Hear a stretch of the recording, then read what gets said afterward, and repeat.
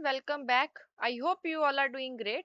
This is the next lecture, that is lecture number 35. Last lecture में that is lecture number 34 में हमने start किया था हमारा चैप्टर नंबर 7 यूनिट नंबर 1, जिसमें हमने देखना स्टार्ट किया था regarding the final accounts of a non manufacturing entities. ठीक है, तो यहाँ पर हमने देखा था नॉन मैन्युफैक्चरिंग एंटिटीज के final accounts.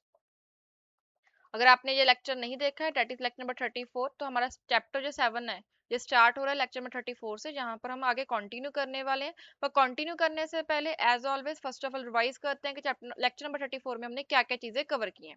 First of all हमने देखा था कि नॉन मैन्युफैक्चरिंग एंटिटीज कौन होती हैं, that are the trading entities, जिनका क्या काम होता है, सेल एंड परचेज करना गुड्स को। राइट, वो एक जगह से परचेज करती हैं, उसी सेम फॉर्म में वो आगे क्या कर देती है, सेल कर देती हैं at a certain margin. Right, उसके बाद हमने देखा था कि इनके जो फाइनल अकाउंट्स होते हैं उनके दो पार्ट्स होते हैं। First one is income statement, income statement, and second हमारे पास आया था पोजीशन स्टेटमेंट, पोजीशन स्टेटमेंट। ठीक है, एंड इनकम स्टेटमेंट में हमने देखा था कि आगे फर्दर दो पार्ट्स होते हैं। First one is trading account, trading account, जिसमें हम कोर एक्टिविटी का बैलेंस देखते हैं, इसलिए यहाँ पर हमने ये ऑलरेडी कवर कर लिया है। यहाँ पर हमने देखा था कि यहाँ पर हमारा जो नेट रिजल्ट निकलता है that is either gross profit और ग्रॉस लॉस। उसके बाद हमारे पास सेकंड पार्ट आता है that is the P and L account, जिसको हम प्रॉफिट एंड लॉस अकाउंट बोलते हैं, एंड इसका जो रिजल्ट आता है that is either the net profit और नेट लॉस। इसके बाद पोजीशन स्टेटमेंट होती है जिसमें हमारे पास सिंगल स्टेटमेंट बनती है that is the balance sheet. And इसके साथ साथ हमने ये भी देखा था कि जो इनकम स्टेटमेंट होती है that is prepared for a period, and जो पोजीशन स्टेटमेंट होती है that is on a particular date.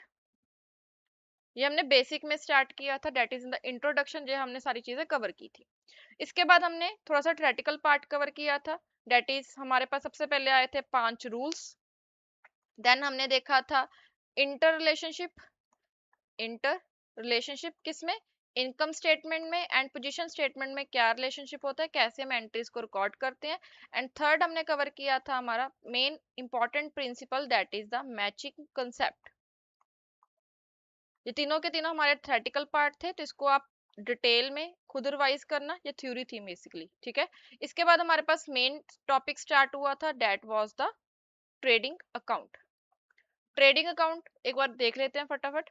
यहाँ पर ट्रेडिंग अकाउंट में हमारे पास क्या होता है, सबसे पहले हमारे पास एक कॉलम आता है पर्टिकुलर्स का, देन अमाउंट का कॉलम होता है, then again particulars and amount. Particulars में डेबिट साइड में हमारे पास क्या क्या आता है, सबसे पहले opening stock, opening stock, opening stock की अमाउंट आएगी फर्स्ट ऑफ ऑल। उसके बाद हम जहाँ पर रिकॉर्ड करते हैं परचेजेस को, तो यहाँ पर हम लिखेंगे परचेजेस, बट परचेजेस में से हम क्या करते हैं, परचेज रिटर्न को माइनस करते हैं, तो जितनी भी रिटर्न होती है उसको माइनस करने के बाद यहाँ पर जो बैलेंस आता है that is your net purchases. Then उसके बाद हमारे पास जितने भी डायरेक्ट एक्सपेंसेस होते हैं लाइक वेजेस होती हैं, कैरेज इनवर्ड होता है, फ्रेट इनवर्ड होता है, वो सारे के सारे डायरेक्ट एक्सपेंसेस हम रिकॉर्ड करते हैं। एंड क्रेडिट साइड पर हम एक तो सेल रिकॉर्ड करते हैं, इसमें भी हम क्या करते हैं, रिटर्न को, सेल्स रिटर्न को माइनस करके नेट सेल्स को ही रिकॉर्ड करते हैं। ठीक है, तो यहाँ पर नेट सेल्स आती हैं। एंड लास्टली हमने देखा था जहां पर हमारे पास क्या आता है, क्लोजिंग स्टॉक। डन। एंड यहाँ पर इनका जो नेट रिजल्ट आएगा, अगर वो डेबिट साइड पर आपका बैलेंस कम आ रहा है तो हम डेबिट साइड पर लिखेंगे ग्रॉस प्रॉफिट, एंड अगर क्रेडिट साइड पे आपका बैलेंस कम आ रहा है तो हम लिखेंगे ग्रॉस लॉस। इन दोनों में से एक ही बैलेंस आएगा, या तो डेबिट साइड कम होगी या फिर क्रेडिट साइड कम होगी। जिस साइड आपका बैलेंस आ रहा है उस साइड आप क्या लिख दोगे, अपना बैलेंस लिखोगे, एंड उसके बाद आप क्या करोगे, सिंपली इसका टोटल लगा दोगे। ठीक है, एंड इसके बिना हमने क्लोजिंग स्टॉक से रिगार्डिंग एक पॉइंट कवर किया था यहाँ पर कि क्लोजिंग स्टॉक अगर आपको ट्रायल बैलेंस में दिया हुआ है कि क्लोजिंग स्टॉक इतना है, तो इसका मतलब क्या है कि जो आपको परचेजेस दी हुई है ना उसमें क्लोजिंग स्टॉक ऑलरेडी माइनस करके दिया हुआ है। तो आप जब आपने ट्रेडिंग अकाउंट बनाना है तो आपने परचेजेस को अलग से लिखना है, क्लोजिंग स्टॉक को अलग से लिखना है। ठीक है, एंड अगर आपके बाद में दिया गया है, मतलब कि आपका ट्रायल बैलेंस अलग है, उसके साथ एक एडजस्टमेंट दी गई है, एडजस्टमेंट के केस में जहां पर भी आपको एडजस्टमेंट दी होगी ना वहां पर आपने एक चीज ध्यान रखनी है, जब भी आपको एडजस्टमेंट दी है उसका आपने डबल इफेक्ट देना है। हर एक एडजस्टमेंट के दो फैक्टर होते हैं, एक तो इनकम स्टेटमेंट में जाता है, एक आपका बैलेंस शीट में जाता है। ठीक है, तो यहाँ पर एडजस्टमेंट के केस में आप क्या करोगे, इसके दो फैक्ट दोगे, एक तो आपका ट्रेडिंग अकाउंट में जाएगा, डेट इज जो अभी हमने देखा, ट्रेडिंग अकाउंट में आप क्रेडिट साइड पे लिख दोगे क्लोजिंग स्टॉक को, एंड सेकेंडली आप उसको बैलेंस शीट में एज एन एसेट रिकॉर्ड करोगे। ठीक है, आगे आज हम इसी लेक्चर में हम बहुत सारे एडजस्टमेंट्स कवर करने वाले हैं, वहां पर आपको और क्लियर हो जाएगा भी हर एक एडजस्टमेंट जो होती है उसके डबल इफेक्ट डलता है, एक इनकम स्टेटमेंट में एंड एक आपकी बैलेंस शीट में। डन। तो डेट शीट जो हमने लेक्चर नंबर 34 में कवर किया था, यहाँ तक हमने सब कुछ यहाँ पर कवर कर लिया था। आगे आज हम स्टार्ट करने वाले हैं हमारा P and L account. But P and L को स्टार्ट करने से पहले ना एक इम्पॉर्टेंट अपडेट है उन स्टूडेंट्स के लिए जो सीए फाउंडेशन अकाउंटिंग जैन 2027 के लिए प्रिपेयर कर रहे हैं। आपको डिस्क्रिप्शन में ना एक प्रायोरिटी लिस्ट मिलेगी, उसका एक फॉर्म मिलेगा, आप उस फॉर्म को फिल कर सकते हो। तो आपको प्रायोरिटी बेसिस पर जब हम जैन का बैच लॉन्च करेंगे अपकमिंग मंथ में, तो आपको प्रायोरिटी बेसिस पर आपको लिंक्स एंड सारी डिटेल्स व्हाट्सएप पे शेयर की जाएंगी एंड आपको एक स्पेशल ऑफर भी दी जाएगी। तो स्टूडेंट जैन 2027 अटेम्प्ट के लिए प्रिपेयर कर रहे हैं फॉर अकाउंटिंग, तो उनके लिए ये ऑफर है कि वो क्या कर सकते हैं, प्रायोरिटी लिस्ट में अपना इनरोलमेंट करवा सकते हैं एंड वहां पर आपको एक तो व्हाट्सएप पे डिटेल्स मिलेगी एंड आपको एक स्पेशल ऑफर दी जाएगी जब हम लॉन्च करेंगे। ठीक है, तो उसका लिंक जो है आपको डिस्क्रिप्शन में एंड पिन कमेंट में मिल जाएगा, तो आप फॉर्म को फिल कर सकते हो, उसके कोई भी चार्जेस नहीं है, जस्ट इन्फॉर्मेटिव फॉर्म है, उसमें आप अपनी डिटेल्स सेंड कर सकते हो एंड उसके बाद आपको जब हम बैच लॉन्च करेंगे तब आपको उसकी डिटेल्स मिल जाएंगी। That's it. अभी हम स्टार्ट करते हैं हमारा आज का topic, that is a profit and loss account, and उससे रिलेटेड जितनी भी एडजस्टमेंट्स है वो हम डिस्कस करने वाले हैं। डन। तो यहाँ पर ना सबसे पहले हम डिस्कशन करते हैं, उसके बाद हम इसको नोट्स के साथ रीड करेंगे। ठीक है, जो आईसीआई का मॉड्यूल है उससे हम बाद में रीड करेंगे। फर्स्ट ऑफ ऑल हम डिस्कस करना स्टार्ट करते हैं profit and loss account. First of all जैसे आपका ट्रेडिंग अकाउंट होता है वैसे ही हमने देखा कि प्रॉफिट एंड लॉस अकाउंट भी आपकी इनकम का ही पार्ट होता है, इनकम स्टेटमेंट का ही पार्ट होता है, जिसकी वजह से इसमें भी हम क्या करते हैं, हमारे एक्सपेंसेस और इनकम्स को ही रिकॉर्ड करते हैं। आपके एक्सपेंसेस, लॉसेस, इनकम्स, गेन्स, वही सारी चीजें रिकॉर्ड की जाती है। जस्ट दैट कि जो आपके direct expenses and direct incomes हैं उनको हम क्या करते हैं, ट्रेडिंग अकाउंट में रिकॉर्ड करते हैं। जैसे आपका जो प्रोडक्ट है, डेट इज लेट्स सपोज आप रेडीमेड गारमेंट का आपका शॉप है, तो आप क्या कर रहे हो, रेडीमेड गारमेंट्स एक जगह से परचेज कर रहे हो दूसरी जगह पर सेल कर रहे हो, तो जो आपका प्योर कोर एक्टिविटी है गारमेंट्स को परचेज करना, सेल करना, वहां से आपको जो प्रॉफिट हुआ है that is your gross profit. अभी आपने सेल परचेज के बिना और भी बहुत सारे खर्चे किए होंगे ना, लाइक आपने रेंट पे किया है, आपने सैलरी पे की है, आपने एडवर्टीजमेंट के ऊपर खर्चा किया है, आपने टेलीफोन का एक्सपेंसेस पे किए हैं, आपने इलेक्ट्रिसिटी के एक्सपेंसेस पे किए हैं। ऐसे बहुत सारे खर्चे होते हैं जो एक बिजनेस करता है अदर देन सेल और परचेज। वो सारे एक्सपेंसेस को हम कहाँ पर ट्रीट करते हैं, वो सारे के सारे एक्सपेंसेस आते हैं हमारे पी एंड एल के। ठीक है, तो यहाँ पर भी अगेन आपके पास सेम ही होता है format, that is the particulars. सबसे पहले हम स्टार्ट करते हैं फॉर्मेट से, तो पर्टिकुलर्स आते हैं, उसके बाद रुपीज आता है, then again particulars and rupees. Done. जहां पर अगेन आपका वही सेम चीज, आपका एक ये जो डेबिट साइड है and this is your credit side of the P and L. ठीक है, यहाँ पर आपने लिखना नहीं होता, just to understand the concept यहाँ पर मैं लिख रही हूँ, बट आपने जब एग्जाम में इसको सॉल्व करना है आपने सिंपली फॉर्मेट कंप्लीट बनाना है, जहाँ पर डेबिट क्रेडिट जो वर्ड्स हैं वो आपने नहीं लिखने, आपने उसको माइंड में ध्यान रखना है कि आपका ये डेबिट साइड है, ये क्रेडिट साइड है। डन। अभी हमें पता है कि सबसे पहले स्टार्टिंग कहाँ से करनी है, स्टार्टिंग हमने करनी है जहाँ से आपका जो ट्रेडिंग अकाउंट है वो क्लोज हुआ है, डेट इज द जीपी। तो आपने ट्रेडिंग अकाउंट के डेबिट साइड पे लिखा था जीपी, बिकॉज आपकी इनकम ज्यादा थी, एक्सपेंसेस कम थे। ये चीज ना हमने लेजर में सीखी थी कि जब भी आपका जिस साइड आपका बैलेंस कम होता है आप उस साइड लिखते हो। लेट्स सपोज यहाँ पर आपका प्रॉफिट आया था तो आपने डेबिट साइड पे लिखा, बट हमने ये लेजर को रीड करने टाइम सीखा था कि इसका मतलब क्या है कि ट्रेडिंग अकाउंट का क्रेडिट बैलेंस है, मतलब कि प्रॉफिट जो है उसका क्या होता है, क्रेडिट बैलेंस होता है। इसकी वजह से हम क्या करते हैं, उसको पी एंड एल में क्रेडिट साइड पे लिखते हैं। तो जहां पर हम स्टार्ट करते टाइम यहाँ पर लिखेंगे बाय ग्रॉस प्रॉफिट। ठीक है, बिकॉज प्रॉफिट का क्या होता है, क्रेडिट बैलेंस होता है, बट वो जस्ट हम उसको बिकॉज बैलेंस करने के लिए हमने क्या किया, उसको कम साइड पे लिखना था इसलिए हमने उसको डेबिट साइड पे लिखा, बट एक्चुअल में जो ग्रॉस प्रॉफिट होता है उसका क्रेडिट बैलेंस होता है, because that is your income और गेन। ठीक है, उसके अगेंस्ट अगर आपको लॉस होता है तो यहाँ पर हम क्या करते हैं, टू साइड लिखते हैं, that is the debit side पे लिखते हैं टू ग्रॉस लॉस। तो आप यहाँ पर इसको इतना समझ सकते हो कि जो लॉसेस होते हैं और जो आपकी एक्सपेंसेस होते हैं उनके क्या होता है, डेबिट बैलेंस होता है, इसलिए हमने ग्रॉस लॉस को डेबिट साइड लिखा। एंड आपकी जो इनकम्स एंड गेन्स है उनका क्या होता है, क्रेडिट बैलेंस होता है, इसीलिए हमने उसको क्या लिखा है, क्रेडिट साइड पे लिखा है। एंड सेकंड वे क्या है कि आप क्या करोगे, जो आपका ट्रेडिंग अकाउंट है उसका ऑपोजिट इफेक्ट डालोगे। आपने ग्रॉस प्रॉफिट को वहां पर डेबिट साइड पे लिखा था, यहाँ पर आप क्रेडिट साइड पे लिख दोगे, एंड लॉस को आपने क्रेडिट साइड पे लिखा था, उसको आप क्या करोगे, डेबिट साइड पे लिख दोगे। डन। उसके बाद आपने क्या करना है, यहाँ पर ना सारे के सारे जितने भी आपके एक्सपेंसेस एंड लॉसेज है, हम उनको ना वन बाय वन आगे रीड भी करने वाले हैं, बट जितने भी आपके एक्सपेंसेस एंड लॉसेज है ना, वो सारे के सारे एक्सपेंसेस एंड लॉसेज को आप यहाँ पर लिखोगे। ठीक है। एंड उसके बाद आप यहाँ पर क्या करोगे, अपने इनकम्स एंड गेन्स को रिकॉर्ड करोगे क्रेडिट साइड। ठीक है। जितने भी आपके इनकम्स हुए हैं, जो आपकी गेन्स हुई हैं, वो सारी की सारी आपके क्या जाएंगे, क्रेडिट साइड पे आएंगी। एंड इसका रिजल्ट कैसे निकलेगा, जहां पर जब आपके पास यहाँ पर प्रॉफिट आएगा, बिकॉज आपकी ये जो इनकम साइड है, क्रेडिट साइड है, अगर ये ज्यादा है as compare to debit side, उस केस में आपके पास प्रॉफिट आएगा। एंड अगर आपके पास एक्सपेंसेस ज्यादा हैं, तो आप क्या करोगे, जहां पर लिखोगे नेट लॉस। इस चीज का कि आपका नेट लॉस आएगा या नेट प्रॉफिट आएगा, उसका आपके ग्रॉस प्रॉफिट और ग्रॉस लॉस के साथ कोई भी लिंक नहीं है। ऐसा हो सकता है कि आपको इनिशियली ग्रॉस प्रॉफिट था, बट आपने जब इनडायरेक्ट एक्सपेंसेस को रिकॉर्ड किया, उसके बाद आपके पास नेट लॉस आ गया। ठीक है।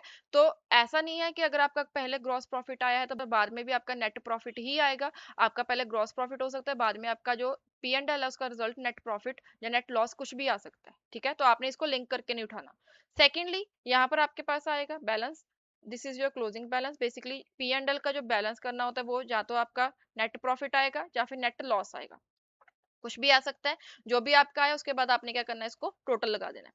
अभी यहाँ पर ना कुछ चीजें हैं जो आपने ध्यान रखनी है। फर्स्ट ऑफ ऑल, यहाँ पर आपका जो नेट प्रॉफिट होता है, इसको हम क्या करते हैं, कैपिटल अकाउंट में ट्रांसफर करते हैं। बिकॉज जितना भी आपको फायदा हुआ है बिजनेस से, जब बिजनेस से जितना भी आपको नुकसान हुआ है, वो सारा का सारा आप बियर करने वाले हो एट द एंड। ठीक है। बिकॉज जैसे अगर आप कंपनीज की बात करें, ये चीज ना हम कंपनीज अकाउंट में सीखने वाले हैं, बट यहाँ पर आप इसको समझ लो। थोड़ा सा मैं इसको एग्जांपल के लिए यूज कर रही हूँ कंपनी अकाउंट को। ठीक है। कंपनी अकाउंट में क्या होता है, मल्टीपल लोगों का वहां पर पैसा लगा होता है। ठीक है। तो सारे के सारे पर्सन उसको बियर करते हैं, तो इसीलिए वहां पर ना एक सेपरेट अकाउंट क्रिएट किया जाता है, that is a reserve account, that is under the equity account. But यहाँ पर क्या है, जितना भी प्रॉफिट होगा जितना भी लॉस होगा, सिंगल सोल प्रोप्राइटर का बिजनेस है, इसलिए जितना भी प्रॉफिट होगा जितना भी लॉस होगा, वो कौन बियर करेगा, that will be bear by the owner, जो उस बिजनेस को चला रहा है, उस बिजनेस का मेल मालिक का। ठीक है। तो उसके उसके अकाउंट में हम क्या करेंगे, उसको डेबिट या क्रेडिट करेंगे। डेट डिपेंड्स ऑन कि आपको प्रॉफिट हुआ है या फिर लॉस हुआ है। अगर प्रॉफिट हुआ है तो उतने से आपका कैपिटल का बैलेंस इंक्रीज हो जाएगा, अगर आपको लॉस हुआ है तो उतने से आपका कैपिटल का बैलेंस क्या हो जाएगा, डिक्रीज हो जाएगा। ठीक है। ये हम बैलेंस शीट के केस में बहुत ही ज्यादा यूज करने वाले हैं, तो इसीलिए यहाँ पर सारी की सारी चीजें इंटरलिंक्ड है। अगर आपका ट्रेडिंग अकाउंट सही होगा, तभी ही आपका नेट प्रॉफिट या नेट लॉस सही आएगा। अगर आपका net profit and net loss सही आया है, उसके बेसिस पर आपका कैपिटल अकाउंट का बैलेंस शिफ्ट होगा, तो कैपिटल अकाउंट आपका तभी ही सही बनेगा अगर आपका net profit and net loss जो है वो सही से कैलकुलेट किया गया है। एंड लास्टली, कैपिटल अकाउंट क्या होता है, आपकी बैलेंस शीट का पार्ट होता है, इसीलिए अगर आपकी कैपिटल अकाउंट में कोई मिस्टेक है तो आपकी बैलेंस शीट टैली नहीं होगी। तो जो जो फाइनल अकाउंट्स है ना, जितने भी आगे अब अभी हम करने वाले, जितने भी चैप्टर्स करने वाले, इसमें हम फाइनल अकाउंट्स ही बनाने वाले हैं डिफरेंट डिफरेंट एंटिटीज की। उसमें आपकी सारी की सारी ट्रांजेक्शन जो है वो एक दूसरे से इंटरलिंक्ड है। तो एट द एंड आपको बैलेंस शीट जब आपकी बनेगी, तभी आपको पता चलेगा कि आपने जो ट्रांजेक्शन रिकॉर्ड की हैं वो सही से रिकॉर्ड की हैं या नहीं की है। ठीक है। तो यहाँ पर अभी आपके पास ये है, हम पी एंड एल को अभी कंप्लीट करते हैं, उसके बाद हम नेक्स्ट लेक्चर में बैलेंस शीट को भी देखेंगे। उसके बाद आपका जो जो फाइनल अकाउंट है सोल प्रोप्राइटर का, वो फाइनली कंप्लीट हो जाएगा। डन। अभी यहाँ पर हमने क्या देखा, प्रॉफिट एंड लॉस अकाउंट, इसको एक बार ना हम यहाँ से रीड आउट कर लेते हैं, ताकि हम देख लें कि हमने कोई पॉइंट मिस ना किया। Done. First of all, profit and loss account start होता है ग्रॉस प्रॉफिट से on the credit side, and अगर ग्रॉस लॉस है तो उसको हम क्या लिखेंगे, डेबिट साइड पे लिखेंगे प्रॉफिट एंड लॉस अकाउंट के। After all those expenses and losses which has not been entered the trading account, it will be written on the debit side. जितने भी expenses and losses हैं जिसको आपने trading account में record नहीं किया, उसको आप क्या करोगे, पी एंड एल अकाउंट में रिकॉर्ड करोगे। एंड अगर कोई इनकम्स एंड गेन्स है, उनको हम क्या करेंगे, क्रेडिट साइड पे लिखेंगे। ये तो हमने ऑलरेडी देख लिया, बिकॉज एक्सपेंसेस एंड लॉसेस का डेबिट बैलेंस होता है, इसलिए पी एंड एल में डेबिट साइड आते हैं। एंड जो इनकम्स एंड गेन्स है उनका क्रेडिट बैलेंस होता है, इसीलिए वो क्या होते हैं, पी एंड एल में क्रेडिट साइड पे जाते हैं। उसके बाद ना यहाँ पर इन्होंने एक इंपॉर्टेंट पॉइंट बोला है, that if you understand the word expense, आपको ना एक्सपेंसेस एंड सेकेंडली एसेट्स दोनों में डिफरेंस पता होना चाहिए। ये चीज हमने ऑलरेडी चैप्टर नंबर 1 में जब हमने बेसिक चीजें कवर की थी, तब हमने देखा था कि जो रेवेन्यू नेचर के एक्सपेंसेस होते हैं, उनका बेनिफिट हमें लेस देन 1 ईयर के लिए मिलता है। एंड जो कैपिटल नेचर के एक्सपेंसेस होते हैं, उनका बेनिफिट हमें मोर देन 1 ईयर के लिए मिलता है। एंड जो कैपिटल नेचर के एक्सपेंसेस होते हैं ना, इन्हीं को हम क्या करते हैं, रिकॉर्ड करते हैं एज एन एसेट। एंड ये जो एसेट्स होती हैं ये बैलेंस शीट का पार्ट बनती है। जबकि जो रेवेन्यू नेचर के एक्सपेंसेस होते हैं उनको हम नॉर्मल एक्सपेंसेस की तरह ट्रीट करते हैं एंड ये P&L या फिर ट्रेडिंग अकाउंट का पार्ट बनते हैं। तो आपको क्लियरली पता होना चाहिए कि कौन सा खर्चा आपका कैपिटल एक्सपेंडिचर है एंड कौन सा आपका रेवेन्यू एक्सपेंडिचर है। बिकॉज जहां पर भी आपने ये चीज में बाइफर्केशन में कोई भी मिस्टेक कर दी, आपसे गलती क्या होगी कि जो चीज को आपने एज एन एसेट रिकॉर्ड करना था उसको आप एज एक्सपेंस रिकॉर्ड कर दोगे, या फिर हो सकता है कि आप किसी एक्सपेंस को एज एन एसेट रिकॉर्ड कर दो। अभी यहाँ पर एक और चीज का डिफरेंस क्या होगा, जैसे लेट्स सपोज मैंने ये चीज ना काफी बार एक्सप्लेन किया है कि जैसे आपने मान लो कि मशीनरी परचेज किया 5 लाख की, उस मशीनरी को आप नेक्स्ट 10 ईयर्स के लिए यूज करने वाले हो। तो फर्स्ट ऑफ ऑल आपने ये जो खर्चा किया है 5 लाख का, ये आपका वन टाइम एक्सपेंस नहीं है, आपने एक बार में पे कर दिया, बट इसका बेनिफिट आपको अगले 10 साल तक मिलने वाला है। तो आप इसको क्या करोगे, एलोकेट करोगे ईच ईयर पे। ठीक है, एलोकेट करेंगे। अभी एलोकेशन में हमने देखा था डेप्रिसिएशन को चार्ज करने के मल्टीपल मेथड्स होते हैं। लेट्स सपोज आप SLM मेथड को यूज कर रहे हो, तो 5 लाख डिवाइडेड बाय 10 ईयर्स के हिसाब से आप क्या करोगे, हर साल 50,000 रुपीज आप क्या करोगे, P&L में चार्ज करोगे। तो आपकी जो एसेट है दैट इज मशीनरी, वो आपकी फर्स्ट ईयर में क्या होगी, एज एन एसेट रिकॉर्ड करेंगे बैलेंस शीट में। उसमें से जितना पार्ट आप हर साल एलोकेट करने वाले हो उतना पार्ट ही आप P&L में चार्ज करोगे। ठीक है, एंड उतने बैलेंस से आपका क्या हो जाएगा, आपकी जो मशीनरी अकाउंट है उसका बैलेंस उतने से कम होता जाएगा। ये चीज हम देखने वाले हैं आगे चलकर, बट यहाँ पर अभी आप यही आपका मेन पॉइंट यही है कि आपने ध्यान रखना है कि कौन से आपका एक्सपेंस है, कौन सा आपका एसेट है। बिकॉज एसेट्स का सिर्फ एलोकेबल अमाउंट ही आप क्या करते हो, P&L में चार्ज करते हो, जबकि एक्सपेंसेस आप फुल्ली क्या करते हो, P&L में चार्ज करते हो। तो आपको ध्यान से पता होना चाहिए कि कौन सा आपका एक्सपेंस है, कौन सा अपना एसेट है। डन। उसके बाद मेन आपके पास यहाँ पर ये है, that is your P&L account for the year and. जो आपने ना जब फॉर्मेट बनाना है तो आपने ऐसा ही लिखना है, सबसे पहले ऊपर आपने लिखना है P&L account for the year and. And इसके ऊपर आप ये भी लिख सकते हो इन द बुक्स ऑफ, जिस पर्सन की बुक्स आप बना रहे हो उस पर्सन का नेम लिखोगे एंड उसके बाद लिखोगे P&L account for the year and. यहाँ पर ईयर एंड क्यों लिखा हुआ है, बिकॉज ये एक तरह से एक पीरियड को इंडिकेट करता है कि इस पीरियड का ये जो है P&L है। अगर आपने यहाँ पर लिखा for the year end 31 March 2022, तो इसका मतलब क्या है कि this is for the 1 April 2021 to 31 March 2022। इस चीज को इंडिकेट करने के लिए उन्होंने वर्ड बोला है फॉर द ईयर एंडेड 31 मार्च। ठीक है, अभी हम जब बैलेंस शीट को देखेंगे ना, वहां पर आपकी जो जो वर्डिंग है वो थोड़ी सी चेंज हो जाएगी। बट यहाँ पर अभी आप यहाँ पर ये चीज समझो फर्स्ट ऑफ ऑल कि आपने ऊपर जो लिखना है, जो आपने स्टार्टिंग करनी है फॉर्मेट की, वो कैसे करनी है। डन। उसके बाद हमने ऑलरेडी देख लिया कि प्रॉफिट जो है वो आपका क्रेडिट साइड पर आता है एंड लॉसेस आपके डेबिट साइड पर आते हैं। उसके बाद जितने भी आपके एक्सपेंसेस और इनकम्स हैं उनको आपने क्या करना है, वन बाय वन उनकी एप्रोप्रिएट लोकेशन में क्या करना है, रिकॉर्ड करना है। आपके पास जो सारे के सारे इनकम्स एंड एक्सपेंसेस हैं जो आपने P&L में चार्ज करने होते हैं। एट द एंड आपके पास अगर प्रॉफिट आया तो उसको आप कैपिटल अकाउंट में ट्रांसफर करोगे, एंड अगर आपके पास लॉस आता है तो उसको भी आपने क्या करना है, कैपिटल अकाउंट में ट्रांसफर करना है। जस्ट दैट कि अगर प्रॉफिट आएगा वो डेबिट साइड पे लिखोगे, वो आपकी डेबिट साइड की बैलेंसिंग फिगर बनेगी। अगर आपको लॉस होता है वो आपकी क्रेडिट साइड की बैलेंसिंग फिगर बनेगी। Done. This was all about our profit and loss account. जो बेसिक चीजें थी वो हमने कवर कर ली। अभी इसके बाद ना कुछ एंट्रीज आ रही हैं जिनको उन्होंने डिटेल में बताया है। ये एंट्रीज ना आपको ऑलरेडी पता है, इसको ना जब हम क्वेश्चन सॉल्व करेंगे तब हम डिस्कस करेंगे। इसको आप मार्क करके रख लेना, एज अ हैशटैग मार्क कर लेना, जस्ट स्टार मार्क कर लेना। हैशटैग बेसिकली मार्क कर लेना बिकॉज स्टार मार्क जो है वो हम उन क्वेश्चंस के लिए यूज कर रहे हैं जो क्वेश्चंस को आपने मस्ट रिवाइज करना है बिफोर एग्जाम। ठीक है, यहाँ पर आप हैशटैग मार्क कर लेना बिकॉज इसको हम तब डिस्कस करेंगे, इसको इवन हमें डिस्कस करने की जरूरत भी नहीं पड़ेगी। आपने सिंपली क्या करना है, जब आपका चैप्टर कंप्लीट हो जाता है ना उसके बाद आप एक बार इस टॉपिक को रीड आउट कर लेना, आपको सब कुछ इजिली समझ लग जाएगा। ठीक है, एंड इसके पहले ना एक चीज है, that is this, these are the closing entries. ये आपको ऑलरेडी पता है। जैसे हमने ट्रेडिंग अकाउंट की एंट्रीज सीखी थी ना, वैसे ही यहाँ पर क्या है, P&L की एंट्रीज दी हुई हैं। मींस आपने जो भी चीजों को डेबिट किया है वो आप क्या करोगे, P&L अकाउंट डेबिट टू, आप जितने भी आपने एक्सपेंसेस को डेबिट किया उसको आप टू में लिखोगे, मतलब कि आप जनरल एंट्री लिखते रहे, आप उसको क्या करोगे, क्रेडिट कर दोगे। एंड जिनको आप क्रेडिट करने वाले हो P&L में, उसके लिए आप क्या करोगे, P&L अकाउंट को क्रेडिट कर दोगे एंड उन अमाउंट्स को आप क्या करोगे, डेबिट साइड पे लिख दोगे।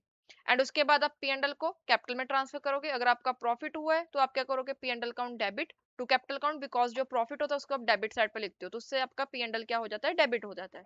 एंड अगर आपका लॉस हुआ है उससे आपका P&L क्रेडिट होता है, इसलिए आप उसको क्या करोगे, P&L को क्रेडिट कर दोगे। डन। इसको हम ना जब क्वेश्चंस इलस्ट्रेशन डिस्कस करेंगे तब हम इसको दोबारा से देखेंगे एक बार। डन। अभी हमारे पास नेक्स्ट पॉइंट आता है, नेक्स्ट टॉपिक है। अभी टॉपिक स्टार्ट करने से पहले सबसे पहले हम ये इलस्ट्रेशन नंबर 3 को सॉल्व करते हैं। इलस्ट्रेशन नंबर 3 में आपको थोड़ा सा क्लियर हो जाएगा कि कैसे एक पी एंड एल बनता है। यहाँ पर कोई भी एडजस्टमेंट नहीं है, आपने सिंपली, आपको इन्फॉर्मेशन दी गई है, कुछ अकाउंट्स दिए गए, उनकी अमाउंट्स दी गई हैं, आपने सिर्फ उनको क्या करना है, पी एंड एल में रिकॉर्ड करना है। तो यहाँ पर सबसे पहले आपने क्या करना है, पी एंड एल अकाउंट बनाना है, उसके बाद आपने नेसेसरी क्लोजिंग एंट्रीज डालनी है। तो सेम वही चीज होने वाली है जो अभी अब तक हमने देखा है ट्रेडिंग अकाउंट में, बस जस्ट दैट के यहाँ पर इनकम एंड एक्सपेंसेस आपके डिफरेंट हो जाएंगे। तो स्टार्टिंग पॉइंट आपको दिया गया है एज अ ग्रॉस प्रॉफिट 4,20,000 का, इसको हम क्या करेंगे, क्रेडिट साइड पे लिखेंगे, बाय ग्रॉस प्रॉफिट 4,20,000। डन। उसके बाद सैलरी है, सैलरी को हम क्या करेंगे, डेबिट साइड लिखेंगे, date is 1,10,000, salary 1,10,000।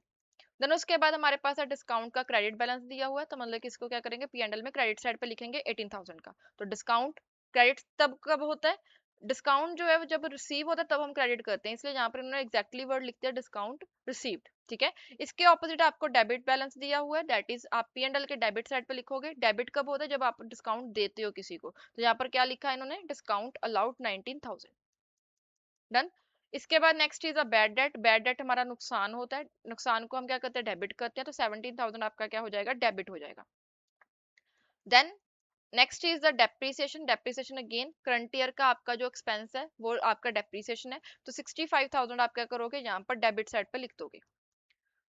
Then is your legal charges, expense होता है, कंसल्टेंसी फीस एक्सपेंस है, ऑडिट फीस आपकी एक्सपेंस है, इलेक्ट्रिसिटी चार्जेस आपके एक्सपेंस है, telephone post and telegram charges आपके एक्सपेंस है, स्टेशनरी एक्सपेंस है, interest paid on loan that is also your expense. तो ये सारे के सारे बाकी क्या है आपके एक्सपेंसेस है, इनको आप क्या करोगे, वन बाय वन रिकॉर्ड करोगे। एट द एंड जो आपके पास बैलेंसिंग फिगर आएगी ना, that will be the net profit, because यहाँ पर आपके एक्सपेंसेस ज्यादा हैं, सॉरी एक्सपेंसेस आपके कम है एंड इनकम्स आपकी ज्यादा हैं। डन। तो this was your balancing figure, that is 43,000। अभी आपने क्या करना है, सेकंड लिस्ट की जनरल एंट्रीज पास करनी है। तो यहाँ पर आपके पास सेकंड पार्ट क्या है कि आपने क्लोजिंग एंट्रीज लिखनी है। आपको यहाँ पर क्लोजिंग एंट्रीज लिख के भी आ सकता है, जनरल एंट्रीज लिख के भी आ सकता है। ठीक है। तो आपने मेनली क्या करना है, जो आपने जो चीजों को आपने क्रेडिट किया है उनको आप क्या करोगे, अभी डेबिट करोगे, बिकॉज आपने पी एंड एल में उसको क्रेडिट किया, तो पी एंड एल को आप क्रेडिट करोगे। ठीक है। तो यहाँ पर एंट्री क्या आएगी, देखो जैसे जीपी को आपने क्या करना है, जीपी अकाउंट को आपने डेबिट कर देना है, उसके अगेंस्ट पी एंड एल को आपने क्रेडिट करना है। ऐसे ही डिस्काउंट रिसीव्ड को आप क्या करोगे, डेबिट करोगे, एंड उसके अगेंस्ट पी एंड एल को क्रेडिट करोगे। एंड ये जो सारे के सारे आपके एक्सपेंसेस हैं इनको आप क्या करोगे, एक साथ आप सिंगल हर एक एक्सपेंस को एक साथ में आप क्या करोगे, क्रेडिट कर दोगे, एंड इसके अगेंस्ट आप क्या करोगे, पी एंड एल को डेबिट करोगे। ठीक है। तो यहाँ पर सबसे पहले एंट्री आपके एक्सपेंसेस की आ रही है, जिसमें आपने सारे के सारे एक्सपेंसेस को एक साथ क्या कर दिया, क्रेडिट कर दिया, उसके अगेंस्ट आपने लिखा कि पी एंड एल टोटल कितने अमाउंट से आपका डेबिट हुआ है। एंड उसके बाद आपने डिस्काउंट रिसीव्ड एंड जीपी को क्या किया, यहाँ पर डेबिट और क्रेडिट कर दिया। डन। उसके बाद आपके पास क्या आया, नेट प्रॉफिट आया। अभी नेट प्रॉफिट किस साइड आया था, डेबिट साइड आया था, तो इसका मतलब क्या है कि पी एंड एल को आपने डेबिट किया, तो इसलिए P and L account debit to net profit हो गया। एंड उसके बाद आप पी एंड एल को क्या करोगे, कैपिटल अकाउंट में ट्रांसफर करोगे, तो नेट प्रॉफिट आपका क्या हो जाएगा, कैपिटल अकाउंट में ट्रांसफर हो जाएगा। डन। तो this is the basic question, जिसमें आपको मोस्टली बस यही चीज समझनी थी कि पी एंड एल अकाउंट बनता कैसे है। एंड गुड न्यूज इज ऐसा क्वेश्चन एग्जाम में नहीं आता, आपको मोस्टली एडजस्टमेंट्स वाला क्वेश्चन आता है, जो आपका नेक्स्ट टॉपिक है। यहाँ पर ये जो इलस्ट्रेशन नंबर 3 थी, this is very basic question. ये आप जब एडजस्टमेंट करनी सीख लोगे ना, तो आपको इसको क्वेश्चन को प्रैक्टिस भी नहीं करना पड़ेगा। ठीक है। तो यहाँ पर अभी हम स्टार्ट करते हैं वन बाय वन एडजस्टमेंट्स को सीखना, बिकॉज यही वो पॉइंट है जहाँ पर आपका मेन जो पी एंड एल का क्वेश्चन है वो स्टार्ट होता है। अभी तक तो हमने सिर्फ फॉर्मेट समझा है, एंड फॉर्मेट के बेसिस पर एक क्वेश्चन को देखा है कि जो फॉर्मेट कैसे ड्रॉ किया जाता है, क्लोजिंग एंट्रीज कैसे बनती है। अभी जो आपका मेन सेक्शन है that is your adjustments, because adjustments ही हैं जो एक्चुअल में इस क्वेश्चन को कॉम्प्लिकेटेड बनाती हैं। ठीक है। सबसे पहले हमारे पास ना, हम इन चीजों को ना वन बाय वन डिटेल में डिस्कस करेंगे, बिकॉज यहाँ पर बहुत ही स्टूडेंट्स को कंफ्यूजन रहती है कि कैसे किस एंट्री को, किस एडजस्टमेंट को हमने ट्रीट करना है। तो फर्स्ट ऑफ ऑल हमारे पास एंट्री आती है that is the expenses, expenses accrued. ठीक है। इसको आपको लिख कर आ सकता है अक्रूअल एक्सपेंसेस, अक्रूअल एक्सपेंसेस, या फिर यहाँ पर आपके पास एक और वर्ड आ सकता है दैट इज आउटस्टैंडिंग एक्सपेंसेस। ये तीनों चीजों का मतलब सेम है। इसका मतलब क्या है, जैसे यहाँ पर ना एक एग्जांपल के साथ हम समझते हैं। आपके पास एग्जांपल है, लेट्स सपोज आपका जो रेंट है, आपने करंट ईयर में जो रेंट पे किया है that is paid by cash. Cash में जो आपने रेंट पे किया है दैट इज रुपीज 50,000। 50,000 का आपने रेंट कैश में पे किया है। एंड करंट ईयर के रिलेटेड आपका अभी भी आउटस्टैंडिंग रेंट जो है वो पेंडिंग है, दैट इज ₹10,000। ठीक है, तो एक तरह से अगर आप इसका टोटल निकालो that is 60,000। This is the total rent of the current year, right? Because उसमें से आप एक तरह से मान के चलो कि आपने 50,000 पे कर दिया है एंड 10,000 अभी आपने पे नहीं किया, but still this belongs to current year. Mean ये करंट ईयर का ही रेंट है बट आपने पे नहीं किया, that is your outstanding rent और अक्रूवल ऑफ रेंट। डन। तो जब आप पी एंड एल अकाउंट बनाओगे ना, पी एंड एल अकाउंट में आप क्या करते हो, डेबिट साइड पे अपना रेंट लिखते हो, तो टू रेंट करके आप क्या करोगे, जितना आपने रेंट पे किया है उसको आप लिखोगे एज 50,000 एंड उसमें क्या करोगे, ऐड करोगे जितना आपका आउटस्टैंडिंग रेंट है, दैट इज ₹10,000 एंड जो टोटल अमाउंट है 60,000 की, उसको आप जो अमाउंट वाला कॉलम आता है ना डेबिट साइड पे, उसमें आप यहाँ पर 60,000 लिखोगे। डन। तो फर्स्टली तो हम यहाँ पर कर क्या रहे हैं, मैंने आपको ऑलरेडी बोला कि जब भी आप किसी चीज की आपको एडजस्टमेंट दी होगी, एंड ऐसी सारी चीजें आपको एडजस्टमेंट में ही दी होती हैं, अगर आपको एडजस्टमेंट दी होंगी एंड उसके क्या होंगे, हमेशा दो ट्रीटमेंट होंगे। तो फर्स्ट ट्रीटमेंट तो ये है कि जो आपने रेंट पे किया है उसमें आप आउटस्टैंडिंग रेंट को ऐड करके यहाँ पर आप लिख दोगे। आपको क्वेश्चन में ऐसा लिख कर दिया जा सकता है कि रेंट पेड इतना है and eight the and adjustment में आपको दिया होगा कि आउटस्टैंडिंग रेंट या फिर अक्रूवल ऑफ रेंट इतना है। तो आप क्या करोगे, जितना भी आपका रेंट पेड है उसमें आप अक्रूवल को ऐड करके टोटल रेंट जो आपका इस साल का बन रहा है उसको आप क्या करोगे, अपने पी एंड एल में चार्ज करोगे। एंड यही चीज आपने मैचिंग कंसेप्ट में भी देखी थी कि मैचिंग कंसेप्ट भी यही बोलता है कि आपने क्या करना है, अपने जितने भी एक्सपेंसेस आपने इनकर किए हैं करंट ईयर में, उनको आपने अपने पी एंड एल में अपनी बुक्स ऑफ अकाउंट्स में रिकॉर्ड करना है, इवन दो आपने उसको पे नहीं किया। बिकॉज यहाँ पर आपने ये जो 10,000 है इसकी पेमेंट नहीं की, एडजस्टमेंट में ना आपको ये रेंट जो आउटस्टैंडिंग रेंट है इसी की एडजस्टमेंट आपको दी होगी। जो रेंट पेड है वो आपको एडजस्टमेंट में नहीं दिया होगा, वो आपको ट्रायल बैलेंस में दिया हो सकता है। ठीक है, तो एडजस्टमेंट में जो चीज दी है उसके आपके ड्यूल इफेक्ट आने वाले हैं। तो यहाँ पर आपका क्या है, 10,000 का रेंट यहाँ पर आउटस्टैंडिंग है, इसको आपने क्या किया, करंट ईयर के रेंट में ऐड कर दिया, because this is your current year rent जो आपने पे नहीं किया। बिकॉज आपने पे नहीं किया तो यहाँ पर बैलेंस शीट में आपके आएगा this is your current year liability. तो करंट ईयर की लाइबिलिटी है तो इसको हम क्या करेंगे, एज अ करंट लाइबिलिटी की तरह आउटस्टैंडिंग रेंट को हम क्या करेंगे, रिकॉर्ड कर देंगे एज 10,000 ओनली। तो जब आप लाइबिलिटी साइड लिखोगे बैलेंस शीट में, तो आपने क्या करना है, करंट लाइबिलिटीज के अंदर आउटस्टैंडिंग रेंट को एज अ 10,000 रिकॉर्ड करना है। ये चीज सेम हमने इंटर रिलेशनशिप समझते टाइम हमने सैलरी के साथ भी किया था। कोई भी आपका एक्सपेंस हो सकता है जो आउटस्टैंडिंग है, आपको टोटल अमाउंट पेड दी गई है कि इतनी अमाउंट आपने करंट ईयर में पे की है एंड इतना आपका आउटस्टैंडिंग है जो आपने पे नहीं किया बट वो इनकर हो चुका है, वो करंट ईयर से बिलोंग कर रहा है बट आपने पे नहीं किया। तो उसका डबल इफेक्ट जाएगा। क्या इफेक्ट होगा, फर्स्ट ऑफ ऑल आप उसको पी एंड एल में रिकॉर्ड करोगे एंड सेकेंडली आप उसको बैलेंस शीट में रिकॉर्ड करोगे। बिकॉज वो आपने पे नहीं किया तो वो आपकी क्या है, लाइबिलिटी है एंड करंट लाइबिलिटी के अंदर उसको रिकॉर्ड किया जाता है। क्यों करंट लाइबिलिटी बोला जाता है, बिकॉज उसको आप अपकमिंग 12 मंथ में पे कर दोगे, आप एक्सपेक्ट कर रहे हो कि मैं नेक्स्ट 2-3 मंथ में उसको पे कर दूंगा। तो इसलिए अगर आप उसको एक्सपेक्ट कर रहे हो कि विद इन 12 मंथ आप उसको पे कर दोगे तो वो आपकी करंट लाइबिलिटी बन जाती है। डन। सेकेंडली, जो आपका रेंट पेड है उसमें आप क्या करोगे, आउटस्टैंडिंग रेंट को ऐड करोगे to find out the total rent of the current year. Done. तो this is your first type, that is expenses accrued या फिर अक्रूवल एक्सपेंसेस। ठीक है, तो एक्सपेंसेस अक्रूड और अक्रूइंग, जैसे रेंट हो गया, इंटरेस्ट हो गया, लोकल टैक्सेस, वेजेस, कोई भी ऐसा एक्सपेंस हो सकता है जो आपने करंट ईयर में आधा पे कर दिया, आधा पे नहीं किया। जो पे नहीं किया वो भी करंट ईयर से बिलोंग करता है, इसलिए उसको भी आप पी एंड एल और ट्रेडिंग अकाउंट में लिखोगे। ठीक है, तो यहाँ पर आपके पास सेम वही चीज है, रेंट अकाउंट, रेंट जो जितना पे किया उसमें अपने आउटस्टैंडिंग को ऐड कर दिया एंड आल्सो लाइबिलिटी साइड आपके बैलेंस शीट में भी वो आ जाएगा। डन। देन उसके बाद हमारे पास आता है second point, that is the income accrued और accruing, that is interest on government loans, bills और discount on bills, professional fees, rent. मतलब कि हो सकता है जैसे अभी आपने क्या देखा ऊपर, एक्सपेंसेस आपके अक्रू हुए हैं जो आपने पे नहीं किए, ऐसे ही सेकंड केस है इनकम अक्रूवल का। इनकम अक्रूवल, इनकम अक्रूवल के केस में क्या होता है, जैसे आपका एक एक्सपेंस था, आपने वो पे नहीं किया, तो वो आपके लिए खर्चा है जो आपने पे नहीं किया, तो उसको आपने अपने एक्सपेंस में ऐड कर दिया। वैसे ही हो सकता है कि आपको कोई इनकम रिसीव होनी थी, बट वो करंट ईयर में रिसीव नहीं हुई है, वो इनकम को आपने अर्न कर लिया, बट वो करंट ईयर में रिसीव नहीं हुई है, देन उस इनकम को भी हम क्या करते हैं, करंट ईयर में रिकॉर्ड करते हैं। यहाँ पर जैसे इन्होंने एग्जाम्पल दिया है, इन्होंने एग्जाम्पल दिया रिगार्डिंग द इंटरेस्ट रिसीव्ड की, ठीक है। यहाँ पर हम एग्जाम्पल ले लेते हैं, इंटरेस्ट इंटरेस्ट रिसीव्ड, ठीक है। सेम एग्जांपल देखते हैं, इंटरेस्ट रिसीव कितना हुआ है, 1,50,000 का, एंड एक्रूवल कितने का है, 45,000 का। तो रिसीव हुआ है 1,50,000 एंड एक्रूवल आपको दिया गया है दैट इज 45,000 का।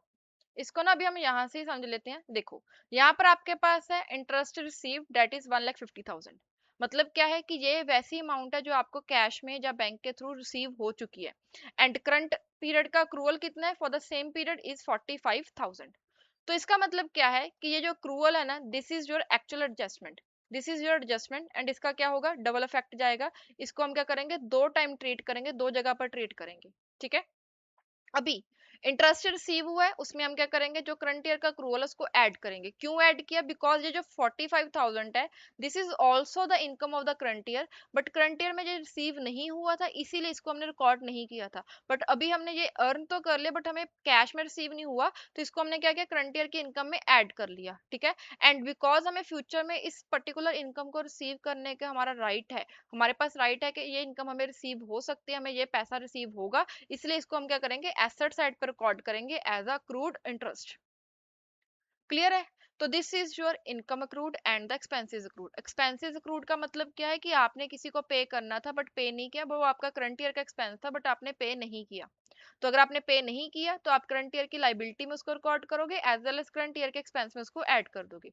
सिमिलरली आपके पास कोई इनकम थी, जो इनकम आपको रिसीव नहीं हुई है, आपको फ्यूचर में रिसीव होने के चांसेस हैं, तो जो चीज आपके लिए एसेट है, बेसिकली वो आपके लिए क्या बन जाएगा, एक एसेट बन जाएगा। क्यों एसेट है, बिकॉज वहां पर आपके पास राइट है कि वो अमाउंट को आप रिसीव कर सकते हो, एज वेल एज वो करंट ईयर की इनकम है, इसलिए हम क्या करेंगे, उसको करंट ईयर की इनकम में ऐड कर देंगे। डन।